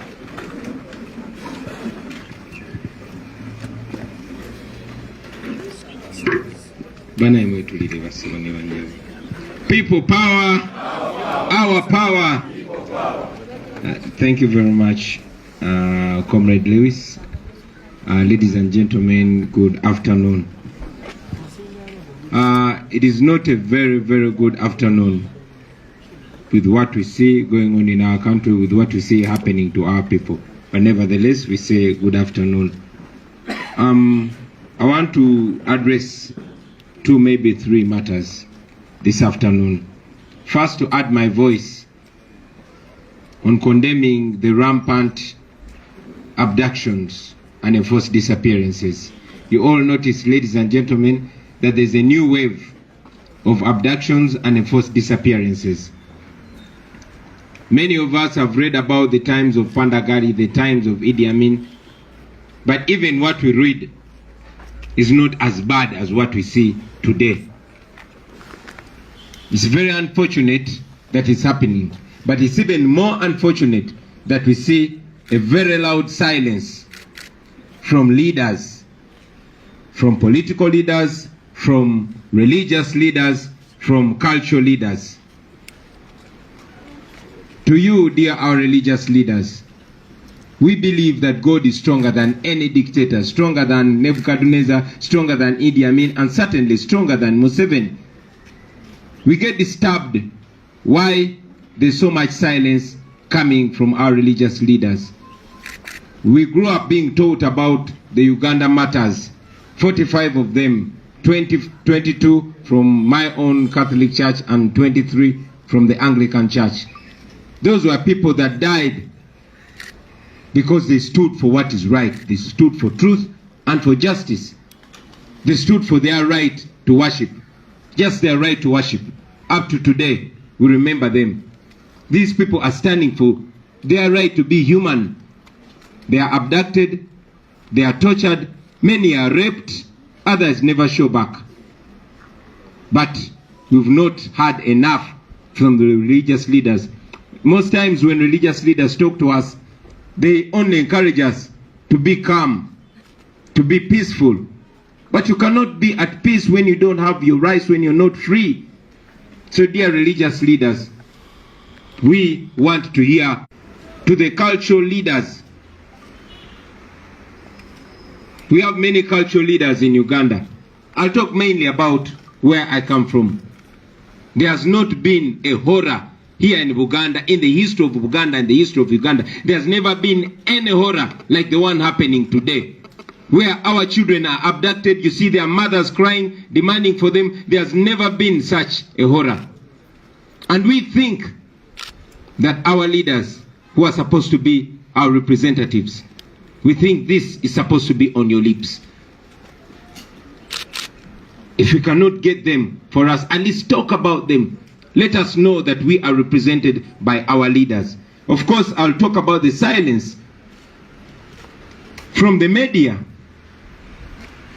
Unlike the politicians, it's either silence or diversion. For the politicians, all we hear them talk about on TV and radio interviews are matters that are not as important as this. Same thing with you, media guys. On TVs today, you're going to hear about who was caught with whose girlfriend, where the party is at, who is dating who. You're not going to talk about these issues. But you are also not safe. Recently, your fellow journalist, Remy Bahati, who exposed the regime and, interviewed Kakwenza on her Twitter space because the regime could not get their hand on her. They abducted her family. So friends, while you are silent on very important matters that touch you indirectly, it will soon come to you. So please speak up and be the real reflection of the issues that are happening in society, dear media people. Machete's mother mentioned it, and all other mothers mentioned it, that these people are being abducted, tortured, or even killed simply because they supported me. I am here. I have challenged Museveni. I challenge him again. Why don't you arrest me if you think I am leading criminals? Other than torturing these people, why don't you torture me? Why don't you arrest me? Mic check. Yeah,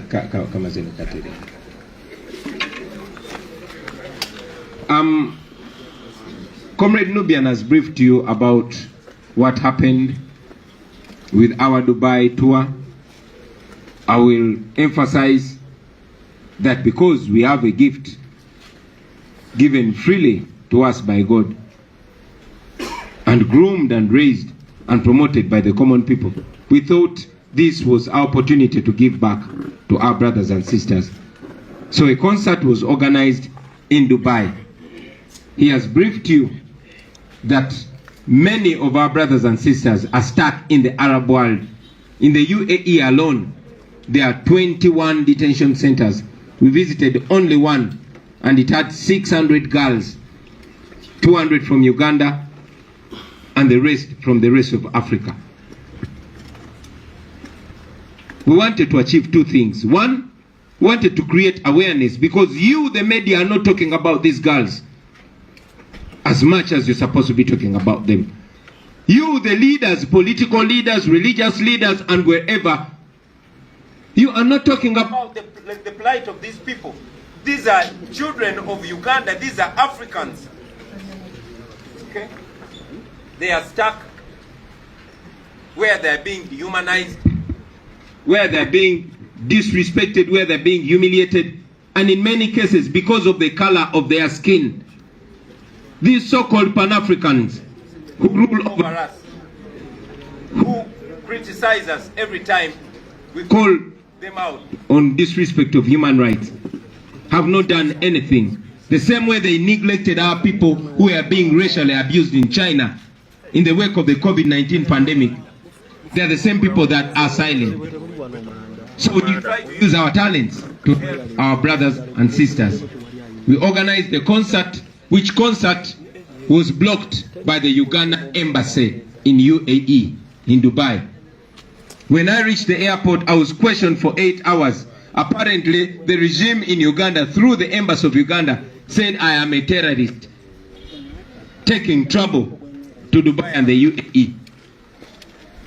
They said I shouldn't be allowed to conduct any business there. Of course, after all the questioning, the government of Dubai realized that I'm not a criminal, that I'm a good person and I have good intentions.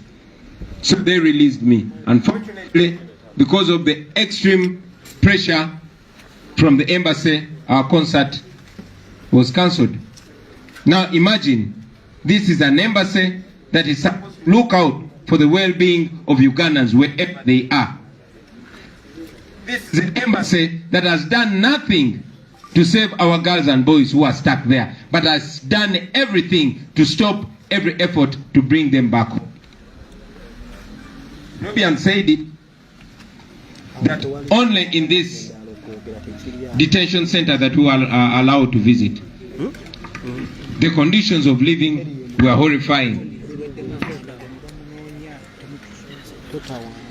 For every girl or boy to return back home, all they need is an air ticket that is between 700 to 800,000 shillings.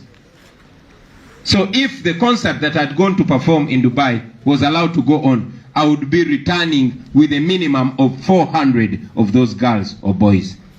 Unfortunately, the Museveni regime thought those people are better off suffering in that world other than returning home.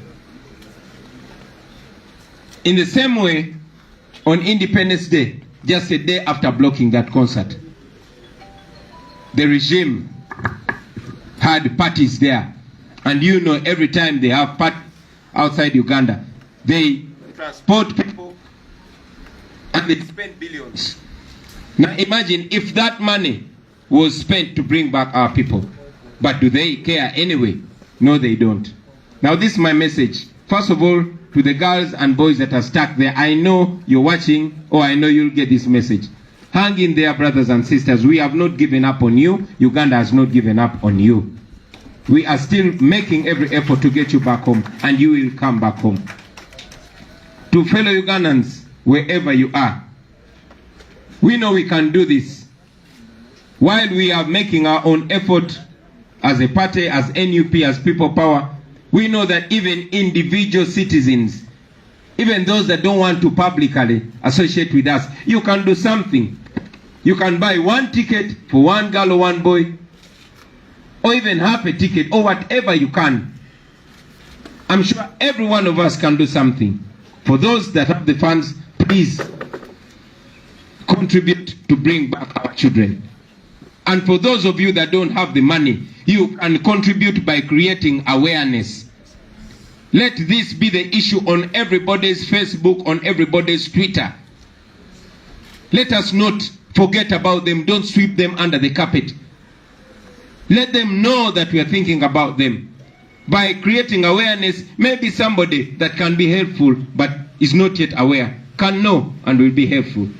So don't forget about them. Let us create as much awareness about the plight of our girls and boys that are stuck there. And for us that can contribute, let us contribute. Our Secretary General has announced my contribution. I had intended it to be silent.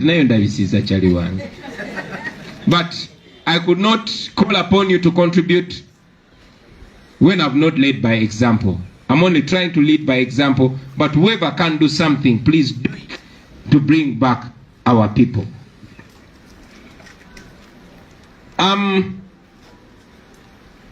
I will also mention this. I had not intended to dwell so much on it, but while I was away, we were treated to a diplomatic embarrassment. All of you have been seeing the erratic character of General Museveni's son, who he has been gifting with ranks. He came out, I don't know what he had consumed, or maybe that's his character, that's him, and attacked Kenya in his profile as commander of our land forces. He disrespected Kenya, therefore dragging all of us along. And as usual, General Museveni came out to congratulate him, to reward him. And yes, just a day, just after a day of national embarrassment, General Museveni's son was rewarded with the highest rank in our military. So now you know what Museveni rewards the people that misrepresent our country. You know now that all those people that are raping women, all those soldiers that are torturing people are actually being rewarded by General Museveni, because according to him, that is the right thing to do. Of course, General Museveni came out and pretended to be apologizing to Kenya, but that was in words. We judge him by his actions. In his words, he was apologizing to Kenya. By his actions, he rewarded his son for disrespecting Kenya. To our brothers and sisters in Kenya, please bear with us. That is what we go through every day. But I also want to assert that that man was not speaking on our behalf. He does not represent us and is not even one of us. And finally, ladies and gentlemen, well, before I leave that topic, what does it show us? First, it shows us that we don't have a national military, we have a personal military. The fact that no other serving officer can behave in such a manner. But for the ruling family, they have the right to abuse every law, civil or military law. A few generals and soldiers that have dared to speak out in a much less undermining way, you've seen what happened to them. You saw what happened to Dr. Besigye, you saw what happened to Tumukunde, you saw what happened to Sejusa Tinyefonza, and you saw what has been rewarded to General Museveni's son. The military is completely disrespected. But again, that's what happens when we are being ruled by the destiny, by a dynasty. The ruling family happens to be above the law, above civil law and above military law. So to you, the soldiers out there, now you know. This is what you've tolerated, this is what you've helped to create. Era njagala batumirako mwenna bajjenera abali eyo nti kasukali mukawulira mutya. And finally, you've heard our comrade Kasaga mentioning, and others, that whenever they are arrested, they are beaten and warned to stop using Twitter. Now you know what hurts the dictator most. Yes, we are present on Facebook. Yes, we are present on TikTok. But they are more scared of Twitter because all these policymakers are on Twitter. Twitter is much more effective against this dictator. So I hereby call upon all of you who love Uganda to embrace Twitter. Yes. Go on Twitter and sabola them on Twitter. Yes. Tag them. Tag all these organizations. Yeah. I want all of you to be on Twitter. If you make one post on Facebook every day, make 2 posts, 2 tweets every day. Use Twitter because now we know what they fear most. Twitter. Kambizi ne mu luzungu ebyo. Basebo ne banyabo. Ndi musanyufu okuba nti njogerako nammwe leero. Ekisooka kyanaku nti olunaku lwa leero tukyayogera ku kiwamba bantu. Ekiwamba abantu ekigenda mu maaso, mulabye bamaama b'abantu be baawamba. Abamu balabika oluvannyuma nga bamaze okutulugunyizibwa okumala ebbanga ddene. Abamu tebalabikangako nga muganda waffe Gaza tanaba kulabika paka olwaleero. Nnyo nti abantu baffe bawambibwa ne batulugunyizibwa, abamu abakyala ne bakwatibwa nga marinos. Nate kyanaku nnyo okulaba nti waliwo okusirika n'okusuulayo gwa Nagamba ku nsonga eno ng'ekyo kiva mu bakulembeze, abakulembeze ab'ebyobufuzi, abakulembeze ab'ennono n'abakulembeze ab'amadiini. Kyanaku nnyo abakulembeze mwe abalondebwa abantu tulowooza nti tewali nsonga nkulu mu Uganda olwaleero okusinga okuwamba abantu. Bw'aba tebannajjawo ekiro abasirikale oba abapoliisi ng'olabako bapoliisi n'omusirikale n'abakwatamundu abali mu ngoye eza bulijjo ne bakuba omuntu wo ne bambula omuntu wo nga bwe bakola Kalanzi ne bakwambula omusajja omukulu mu maaso g'abaana bo abalina okuba bakuumaddembe ne bakubuzaawo. Bangi mumalabe babasse, bangi mumalabe babatulugunyiza. Kyewunyisa nnyo gwe omukulembeze oba oli wa opposition oba toli, ng'eyo si ensonga enkulu nga si ensonga gy'okulembeza. Ng'ogenda ku TV oba ku radio n'odda ku busongasonga, tewali nsonga nkulu mu ggwanga muno basebo ne bannyabo esinga bulamu bw'abantu baffe. Teriyo. Era mmwe abakulembeze abadda ku zi TV ne ku radio ne mutandika okweyezageza ku nsonga eno b'endala ne mutandika okudda mu nsonga eza polisi, muli mu kwebuzaabuza. Muli mu kubika kizibu kiri. Tewabangawo kizibu mu Uganda nga kino ekiwamba abantu panda gali egenda maaso kati ekubisaamu ey'Amini emirundi egisukka mu 3. Eby'Amini babituwandikako buwandisi paka kati tukyabyogerako. Bino bigenda maaso olunaku lwa leero. So bw'obanga oli mukulembeze ng'oli eyo ng'eno ensonga tekwata kwekyegeza welfare y'abantu bekyegeza obulamu bw'abantu bo tebukwatako. Abakulembeze abalala ab'amadiini bakadde baffe tubenyumirizaamu nnyo naddala mmwe abavuddeyo ne musula amaloboozi gammwe ku bulamu bw'abantu baffe, naye tetunawulira maloboozi gamala kuba n'ekyokulabirako baakituwa dda. Ebyawandiikibwa biraga tewali nakyemalira ayinza kusinga Katonda maanyi. Nebukadduneeza yali tasinga Katonda maanyi, Amini yali tasinga Katonda maanyi, Hitler yali tasinga Katonda maanyi, ne Museveni tasinga Katonda maanyi. Mulekeraawo okutulaga nti Museveni mumutya nnyo okusinga bwe mutya Katonda. Mutusomesa ku bajulizi ba Uganda wano. Fe Abakatuliki tulina abajulizi 22, Abaprotestant mulina abajulizi 23. Buli mwaka tubajaguzaane na mugongo. Abo battibwa nga battibwa Kabaka eyaliwo Ssekabaka Mwanga nga battibwa olwakye baali bakkiririzaamu. Olunaku lwayo tukyaboogerako era tuyigira ku bo. Naye kati enkumi n'enkumi z'abantu baffe bawambibwa, tebawambibwa buwambibwa, bakyawambibwa paka olwaleero ne batulugunyizibwa. Bino tetubisomaako mu bitabo, tetubisomaako mu Bayibuli oba mu history, biri mugenda maaso olunaku lwaleero. Lwaki si bye tuwulirako? Lwaki si bye mwogerako? Lwaki si bye tusomesaako mu masinzizo?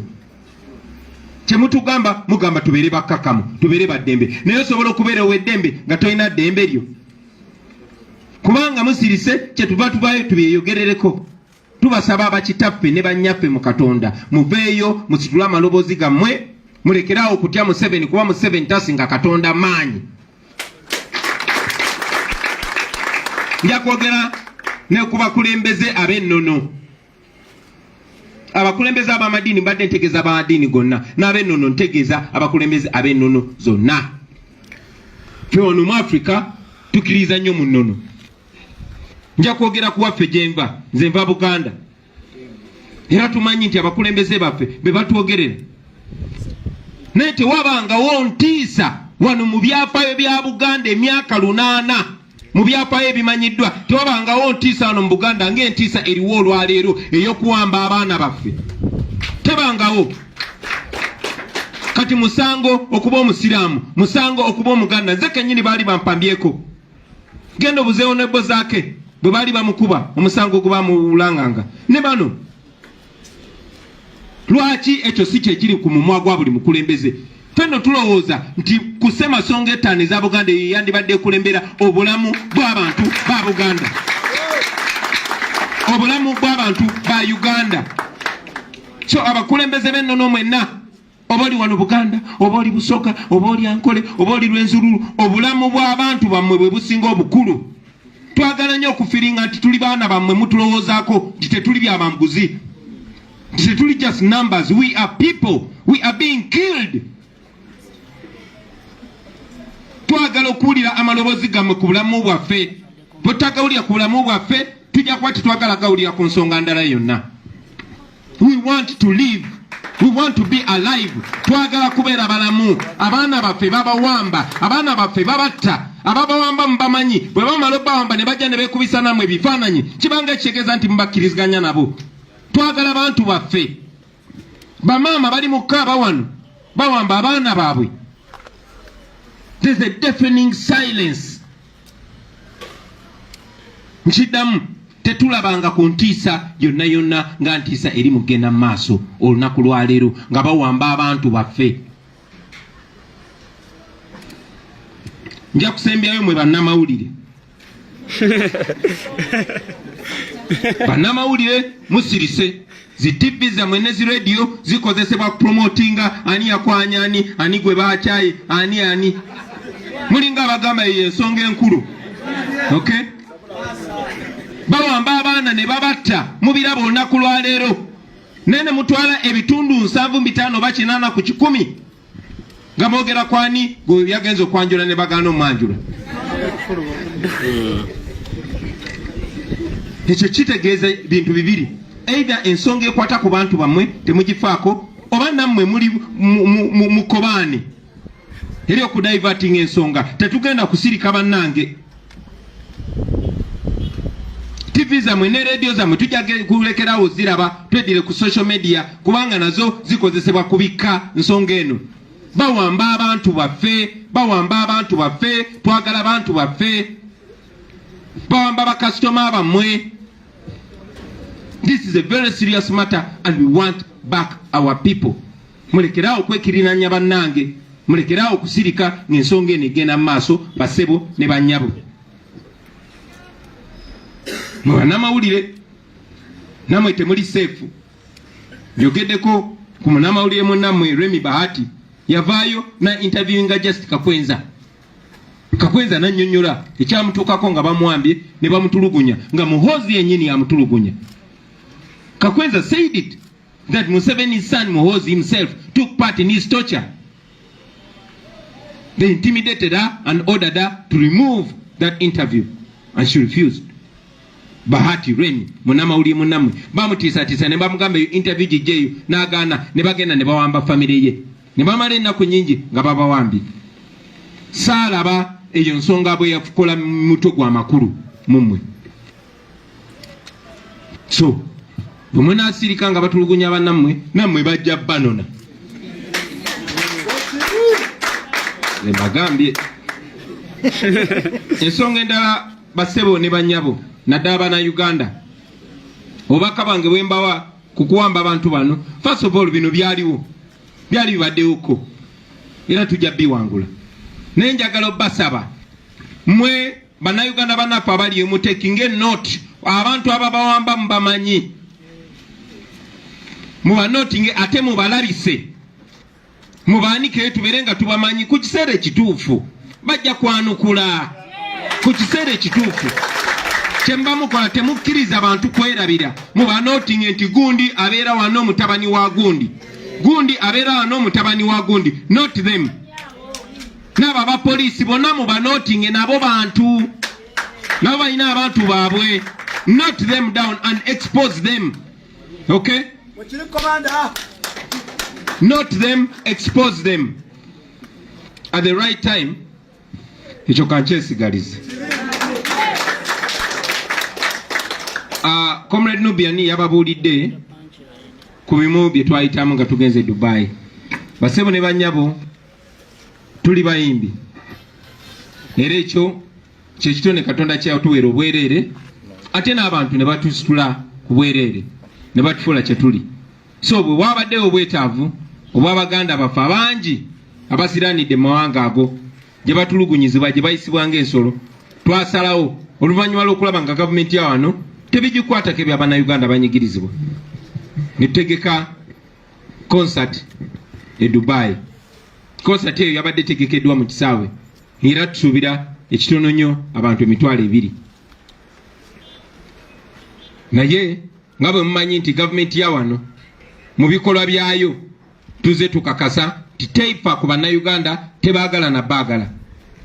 Gavumenti ya wano ng'eyita mu embassy eya Uganda e Dubai baagenda ne bapokera gavumenti ya Dubai omugambo ne babagamba nti Bobi Wine ajja wano n'agenda kuyigiriza abantu kwekalakasa. Mulabe kwekalakasa okubadde mu nsi z'Abawalabu nga bajjako abakulembeze kyaleeta wano. Ne babagamba ebintu bingi nnyo era nagenza okutuuka nga banniize ne bankunya okumala essaawa 8 bambuuza ku NUP bambuuza buli kimu naye nga buli kye bambuuza kyenziramu. Nakirabye oluvannyuma nti babadde babatiisa butiisa era abakulembeze baayo ne banneetondera ne banta. Naye babadde already bamaze okuinfluencinga okustopinga concert yaffe era concert eyo neyimirizibwa. Kyanaku nnyo basebo ne banyabo nti twabadde tulina essuubi era singa embasa ya Uganda teyekiise mu kaweefube oyo nkakasa nandibadde nkomyewo wano n'abaana baffe ekitono nnyo 400. nga bwe mbagambye nti twabadde tusuubira ekitono nnyo abantu 2,000 kuba concert yabadde mu kisaawe nga kisinga ne cricket oval. Naye kyalemeseddwa. Abaana abo basibiddwa, abamu bagenda mu myaka, abalala myezi. Gavumenti ya Dubai kyetaaga kiri kimu kyokka, air ticket ekuzaayo ewammwe. Air ticket eri wakati w'7,500 ku 8. Bwe baya 800 gwe kitwale nti buli bantu 8 ababadde bayingira oyo muwala omu yabadde addayo ewaka. Bwe babeera 8 abo 10 baddayo ewaka. Bwe babeera 8 tuba tukomyawo 10. Bwe babeera 8 tuba tukomyawo 10. Kati bala abalamu olabe. Kyanaku gavumenti ya Uganda yabiremesezza. Ate nno yandibiremesezza negamba temutubba koshofe katubeekomezeewo ne bagaanyo pakomyawo. Enkeera ku independence wabaddewo n'ebikujjuko bya mutabani wa Museveni era mumanyi buli wagenda ateeka abantu bangi ku nnyonyi bagende balage nti alinayo buwagizi n'abagulira n'ebiyingula by'emmere. So gwe kitwale nti biliyoni za sente ez'omuwa omusolo mu kifo ky'okukomyawo abaana baffe zaakozesebwa ate kugenda mutabani wa Museveni kweraga eri nakulaga lyanyi. So yeyo gavumenti ebafuga basebo ne bannyabo. Kyanaku nnyo nti bwe bityo bwe biri. Ensonga yabadde tutte esookera ddala yakomyawo abo tusobola okukomyawo. Nene ekyokubiri okukuba torch ku nsonga eyo nga bwe mbadde ennyumba wano ne bannamawulire n'abantu bonna ti ensonga y'abaana baffe abali mu mbeera abalinga abaddu si ensonga enkulu kati ku mawulire. Kuba singa mujoogerako ng'ensonga enkulu singa abazira kisa business community n'abalala nezi NGO singa beekozeemu dda omulimu ne bakomyawo abaana baffe. So twagenda creating awareness. Singa abantu bamanyi obuzibu abaana abo bwe babeeramu. Twakyadde center emu yokka ey'abawala. Nubya nabanyonyodde yabaddemu abawala 600. Kwabo 600 2 bannayuganda. Abalaba nsi yonna bava e Burundi, bava e Nigeria, bava Central African Republic, bava e Congo, n'amawanga gonna naddala agalinga Uganda. Agatulugunya abantu baayo, agassa abantu baabo bwavu bali eyo. Ekigendererwa kyaffe kujjayo bafirika bonna. We wanted to, our effort is not only for Ugandans but all Africans because it pains us to see people humiliated because of the color of their skin. Kyanaku kyababagamba nti ba Pan-Africans tebafaayo ng'era bwe baalemesa abantu baffe abaali bafeesinga racial segregation. Mujjukira bannayuganda bwe baali basosola mu langi nga basiraanidde China ne tufuna ennyonyi ey'okubakomyawo nga kye twagala ku gavumenti ya Uganda yokka kukkiriza nnyonyi eyo erandinga entebe ereeta abaana abo. Baagaana.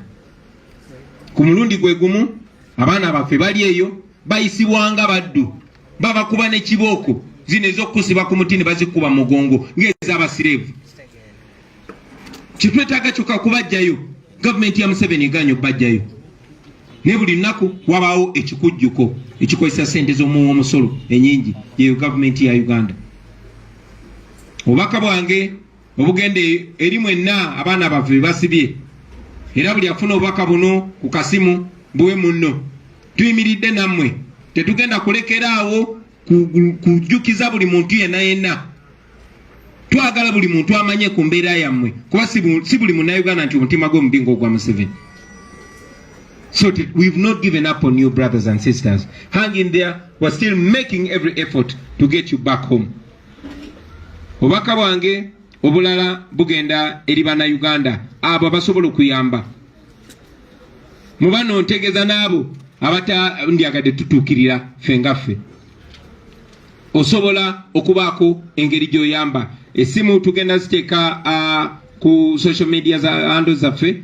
Era nammwe abali eyo mbasaba obubaka buno mbubunye. Buli asobola oba osobola gulirayo muntu tiketi emu, osobola gula kitundu kya tiketi, kyonna ky'osobola okukola. Please kikole abaana baffe bakomewo. Naawe atalina ssente osobola okukola omulimu ogw'amaanyi making sure nti obubaka buno bubuna. Making sure okozesa Twitter yo, Facebook yo, Instagram yo, TikTok yo, mu making sure embeera y'abaana baffe eno, mu making sure tetuwummula. Making sure tetwogera mboozi ndala eneefuuka emboozi enkulu paka nga baana baffe bano bajja kuvaayo. Manyi nti kisoboka basebo ne banyabo.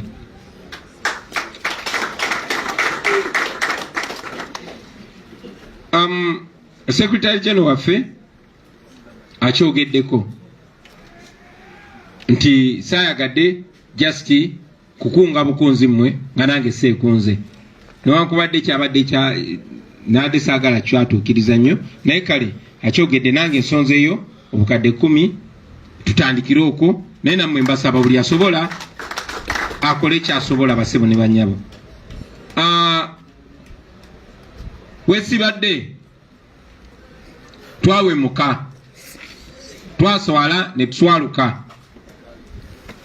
nga mutabani wa Museveni kati gwe bawadde obwa general manager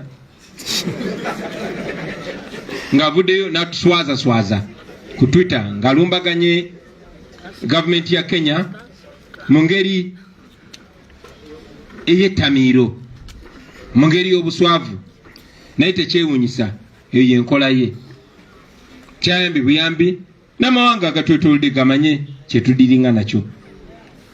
Era ekiteewuunyisa nga Museveni bwe yavaayo n'abeebaza olw'okutemula abantu nga 18-19 omwezi gwa Novemba omwaka gwa 2022 nga Museveni bwe yavaayo n'abeebaza olw'okuwambanga abavubuka okubakkakkanya obutamuwakanya. Era yavuddeyo Museveni n'amuyozaayoza olw'okuswaza Uganda era n'amuwa ekitiibwa ekisingayo obunene eky'amagye.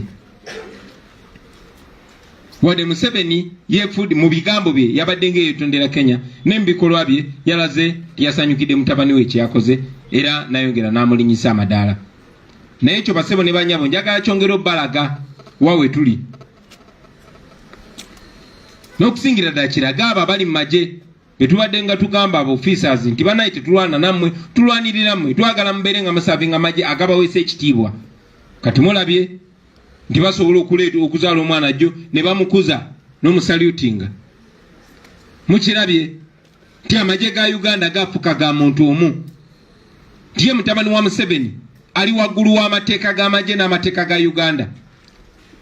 Ebintu byakola singa omusirikale omulala yabikoze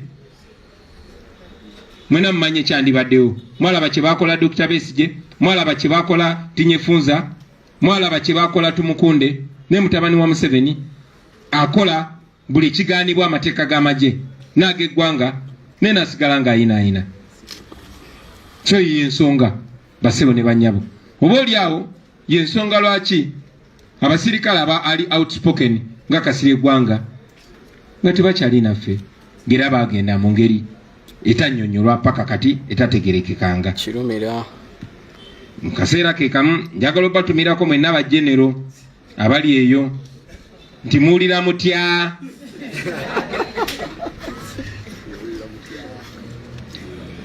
Njagala okusembayo basebo ne banyabo nga mbalaga nti buli we bakwata bannaffe bakute Motive Kasagga n'abalala kye basinga obatulugunyiza ye Twitter babagamba muve ku Twitter. Mukunoonyereza kwaffe basebo ne banyabo twazudde nti Twitter ateyo yabolabe ennyo eri mu 7 okusinga zi social media endala.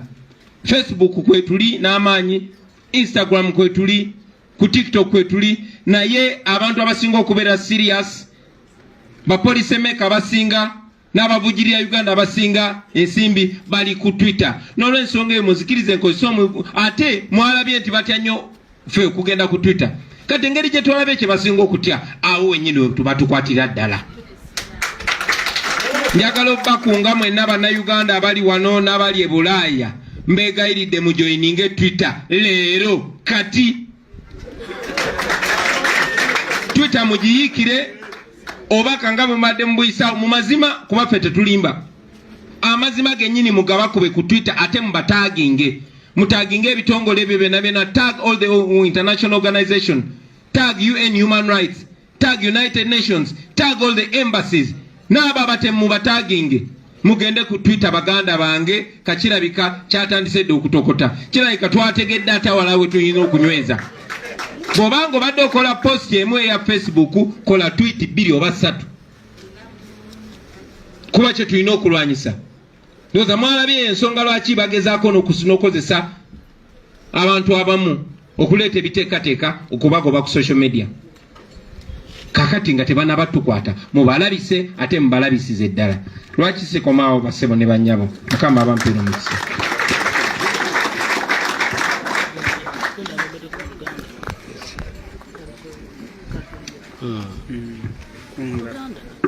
Kunga Twitter kunga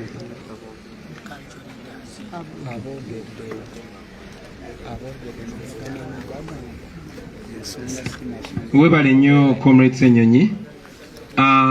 Banzijukizaamu wano nti bwe nabadde njogera Oluzungu nasoomozeza Museveni. Njagala musoomoze ne mu Luganda.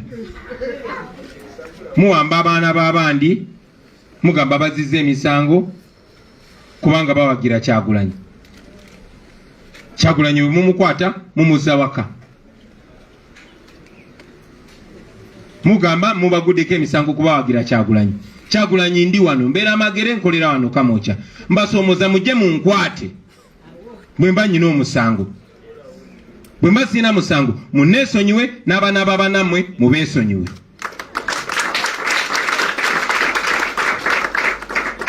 Ensonga endala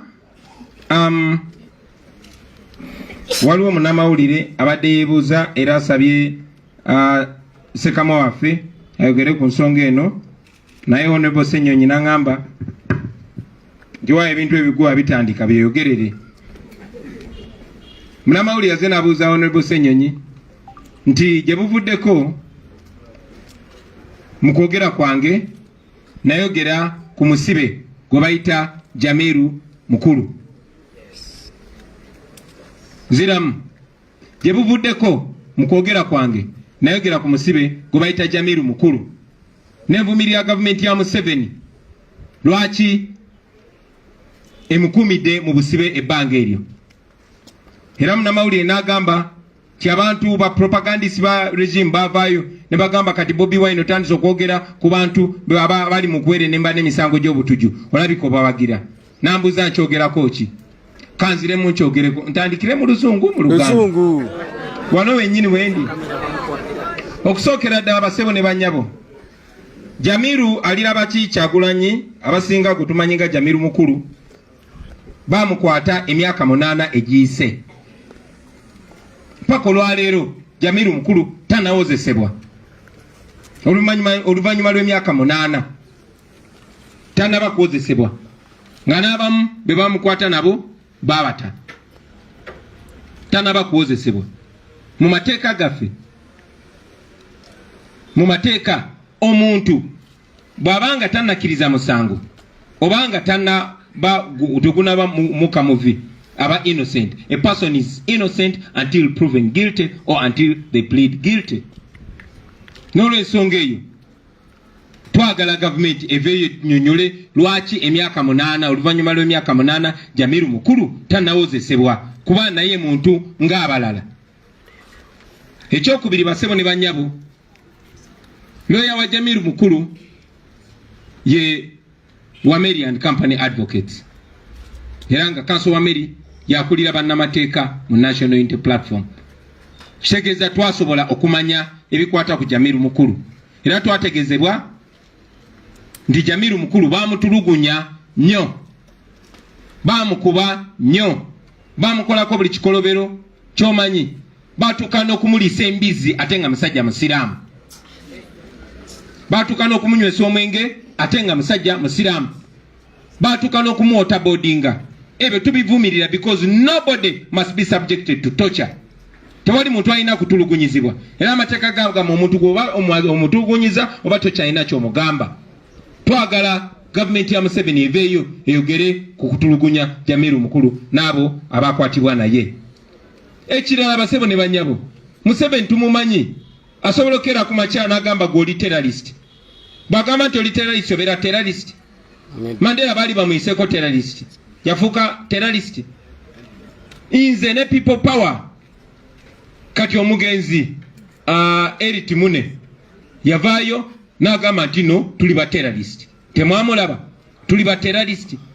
Inze ali wano Museveni yali avuddeyo n'akozesa minisita w'ensonga ez'omunda n'agenda n'ategeeza parliament nti bankute ne mashini gani mu Arua ne banzigulako omusango gwa terra n'emisango emirala.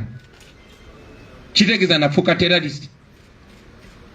Abakulembeze bangi nnyo mujjukira Dr. Besigye bwe bamusibako omusango gwa rape ne bamusibako n'omusango gwa treason. Kitegeeza nti baali bagiziza. Kikyengezaako okwogera basebo ne bannyabo. Kitegeeza ekyo nti n'abaana bangi nnyo be bakutte. Bano Banubian bagamba babakutte n'amasasaana. Kati ku ffenna be Museveni bazawaayiriza. Lwaki nzikiriza byagambe Jamiru Mukulu? Mbeera mukyama ogamba nti amuwaayiriza nga tuze tulaba buli gwawaayiriza. Ensonga endala mu mwaka ogwa 2024 mu mwezi gwa Desemba mu kuziika Adonia Teberondwa e Bushenyi, omu ku banne ba Museveni gwe bayita Kalindo Tafire yavaayo mu lwatu bayambalanga uniform y'abasirikale bobote ne bagenda ne batta abantu ne bakomitinga terror ne bakomitinga mass murder basobole okukyayisa gavumenti y'obote. Ebyo Otafire yabyogera.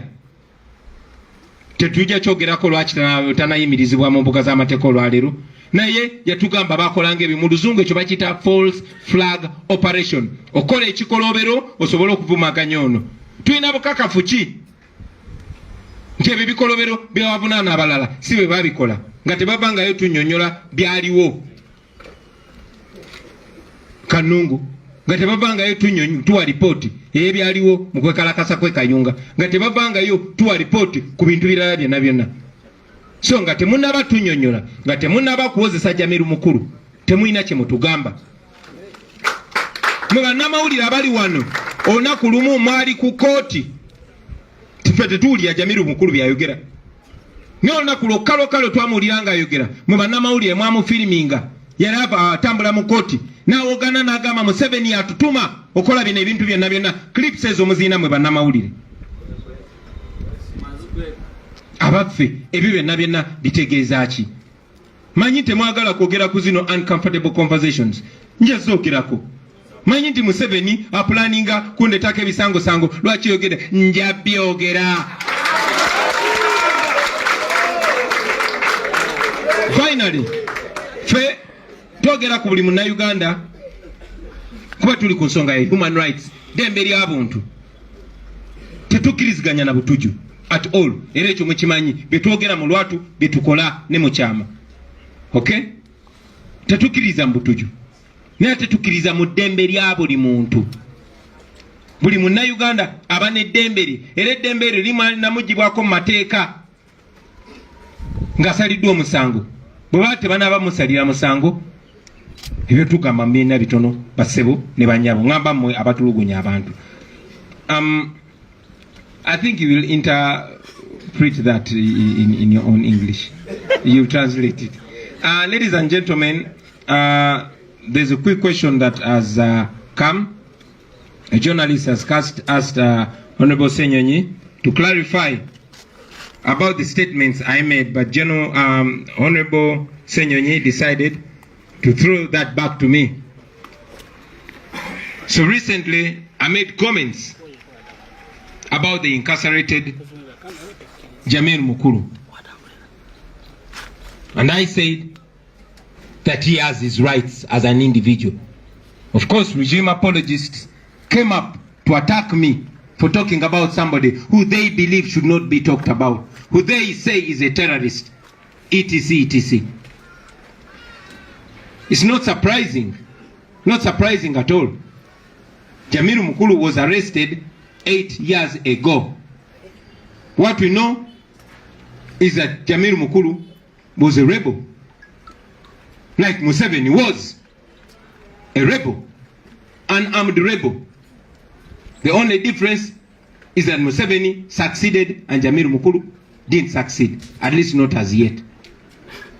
However, I will mention this, that Jamil was arrested 8 years ago, and up to now, he has not been tried. So in the absence of a fair trial, you are not condition us to side with you, Mr. Museveni, and your friends. We are going to still demand for a fair trial in the issue of Jamil Mukulu. Number 2, Jamil Mukulu's lawyers are Wameri and company advocates. Now, Council Wameri is the head of our legal team. So we are privy to information about Jamil Mukulu. And we've learned since that Jamil Mukulu has endured torture. He was forced to eat pork against his religious belief. He was forced to drink alcohol, and he was even waterboarded, among other grave forms of torture. Now, needless to mention that torture is illegal, and torture washes away all charges against an individual. It is not the first time for people to be charged for terrorism. Nelson Mandela was called a terrorist by Margaret Thatcher. Myself and the People Power Movement, we were called terrorists by now the dead Eri Tumwine. Okay? Dr. Kiza Besige was charged for rape. The Minister of Internal Affairs came to Parliament and said I was caught with 2 guns, and they charged me with treason. Many of our comrades, the Eddie Mutwez, Nubia, for apparently having bullets. Of course, all these were lies. All these were bogus charges. So after seeing all these fake charges aimed at us because we were opponents of Museveni, why would it be hard for us to believe that Jamil Mukulu could also be framed by the same regime for opposing it, and for opposing it in a very effective way, like they opposed the Obote regime? Number 2 or 3 or 4. You all remember, especially you, the journalists, that in December 2004, General Kainda Otafire, at the burial of Adonia Tiberondwa in Bushenyi, spoke to the congregation and confessed that they used to put on the Obote military uniform, go to villages in Nuero and others, and kill people, mass murder, in order to paint a nasty picture for the Obote government. Now, in English, that is called a false flag operation.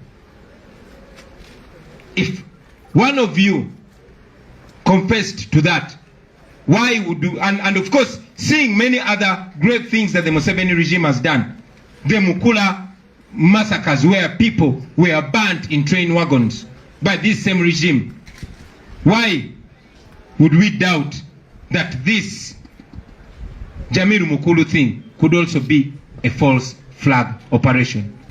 Especially that you've kept him in prison for 8 years, especially that you've denied him any access to the media, any access to, any possibility of him putting out his voice there. I mean, you journalists remember that one day, the only time I saw Jamil Mukulu speaking is when he shouted into your camera that Museveni is the one that sponsors those terrorists. Not to say that I believe Jamil Mukulu, but also I don't believe Museveni either. So I don't believe those two people that are thought to be terrorists, Museveni and Mukulu. In my view, they are one and the same. Finally, ladies and gentlemen, we talk about Jamil Mukulu because for us it's a matter of human rights.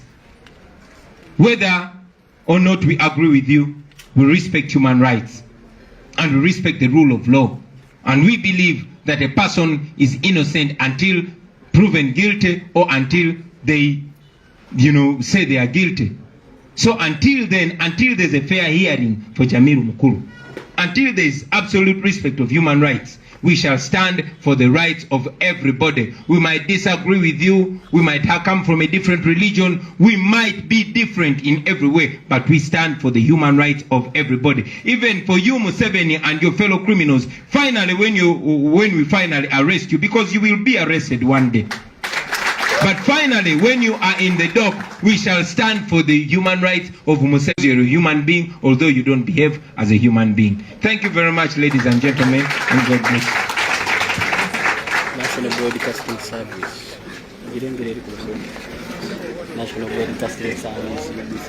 Oh, ngaluwedde tuliyambale ngule, tuliyambale ngule, tuliyambale ngule. Olutalo ngaluwedde tuliyambale ngule, tulivimba mu Uganda. People power. Our power. Thank you, ladies and gentlemen. Have a good day.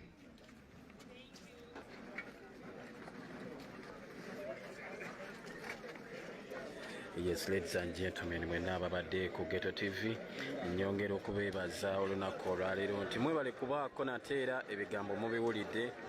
Baganda bange bibadde bingi, ebigambo mubiwulidde bibadde mu press conference yaleero, bibadde bingi, bibadde biyitirivu. Pulezidenti ayogedde, mubiwulidde. Abantu abawambibwako abantu baabwe bamaama, bigambo byabwe mubiwulidde. Ate era ne abamu ku be bawamba omuli Motive Kasaga, omuli Tracy n'abalala nabo mubawulidde ebibanyumya ebyaliwo n'ebyo ebyali eyo yonna mubiwulidde bannange. Ebigambo bibadde bingi nnyo, mwebale nnyo, mwebali ddala. Olunaku leero muzikirize nate era neebaze ku bantu bano wammangu. Manyi mwana, abasajja bano olubakwata bababuuza baani ababateekamu ssente. So sometimes tebatuteekamu ssente, tewali bateekamu ssente oba tebatusasula, naye ate era tubaawo. Njagala okwebaza mu Good Charles, muganda wange mu Good Charles, omwana okuva ejjinja. Weebale nnyo, weebalire ddala olunaku olwaleero. Oyo yantaddemu ka data okulaba nate era nga ntuuka wano. Muganda wange kyoleko kyeyune, weebale nnyo. Ate oyo yantaddemu ka transport akantuusiza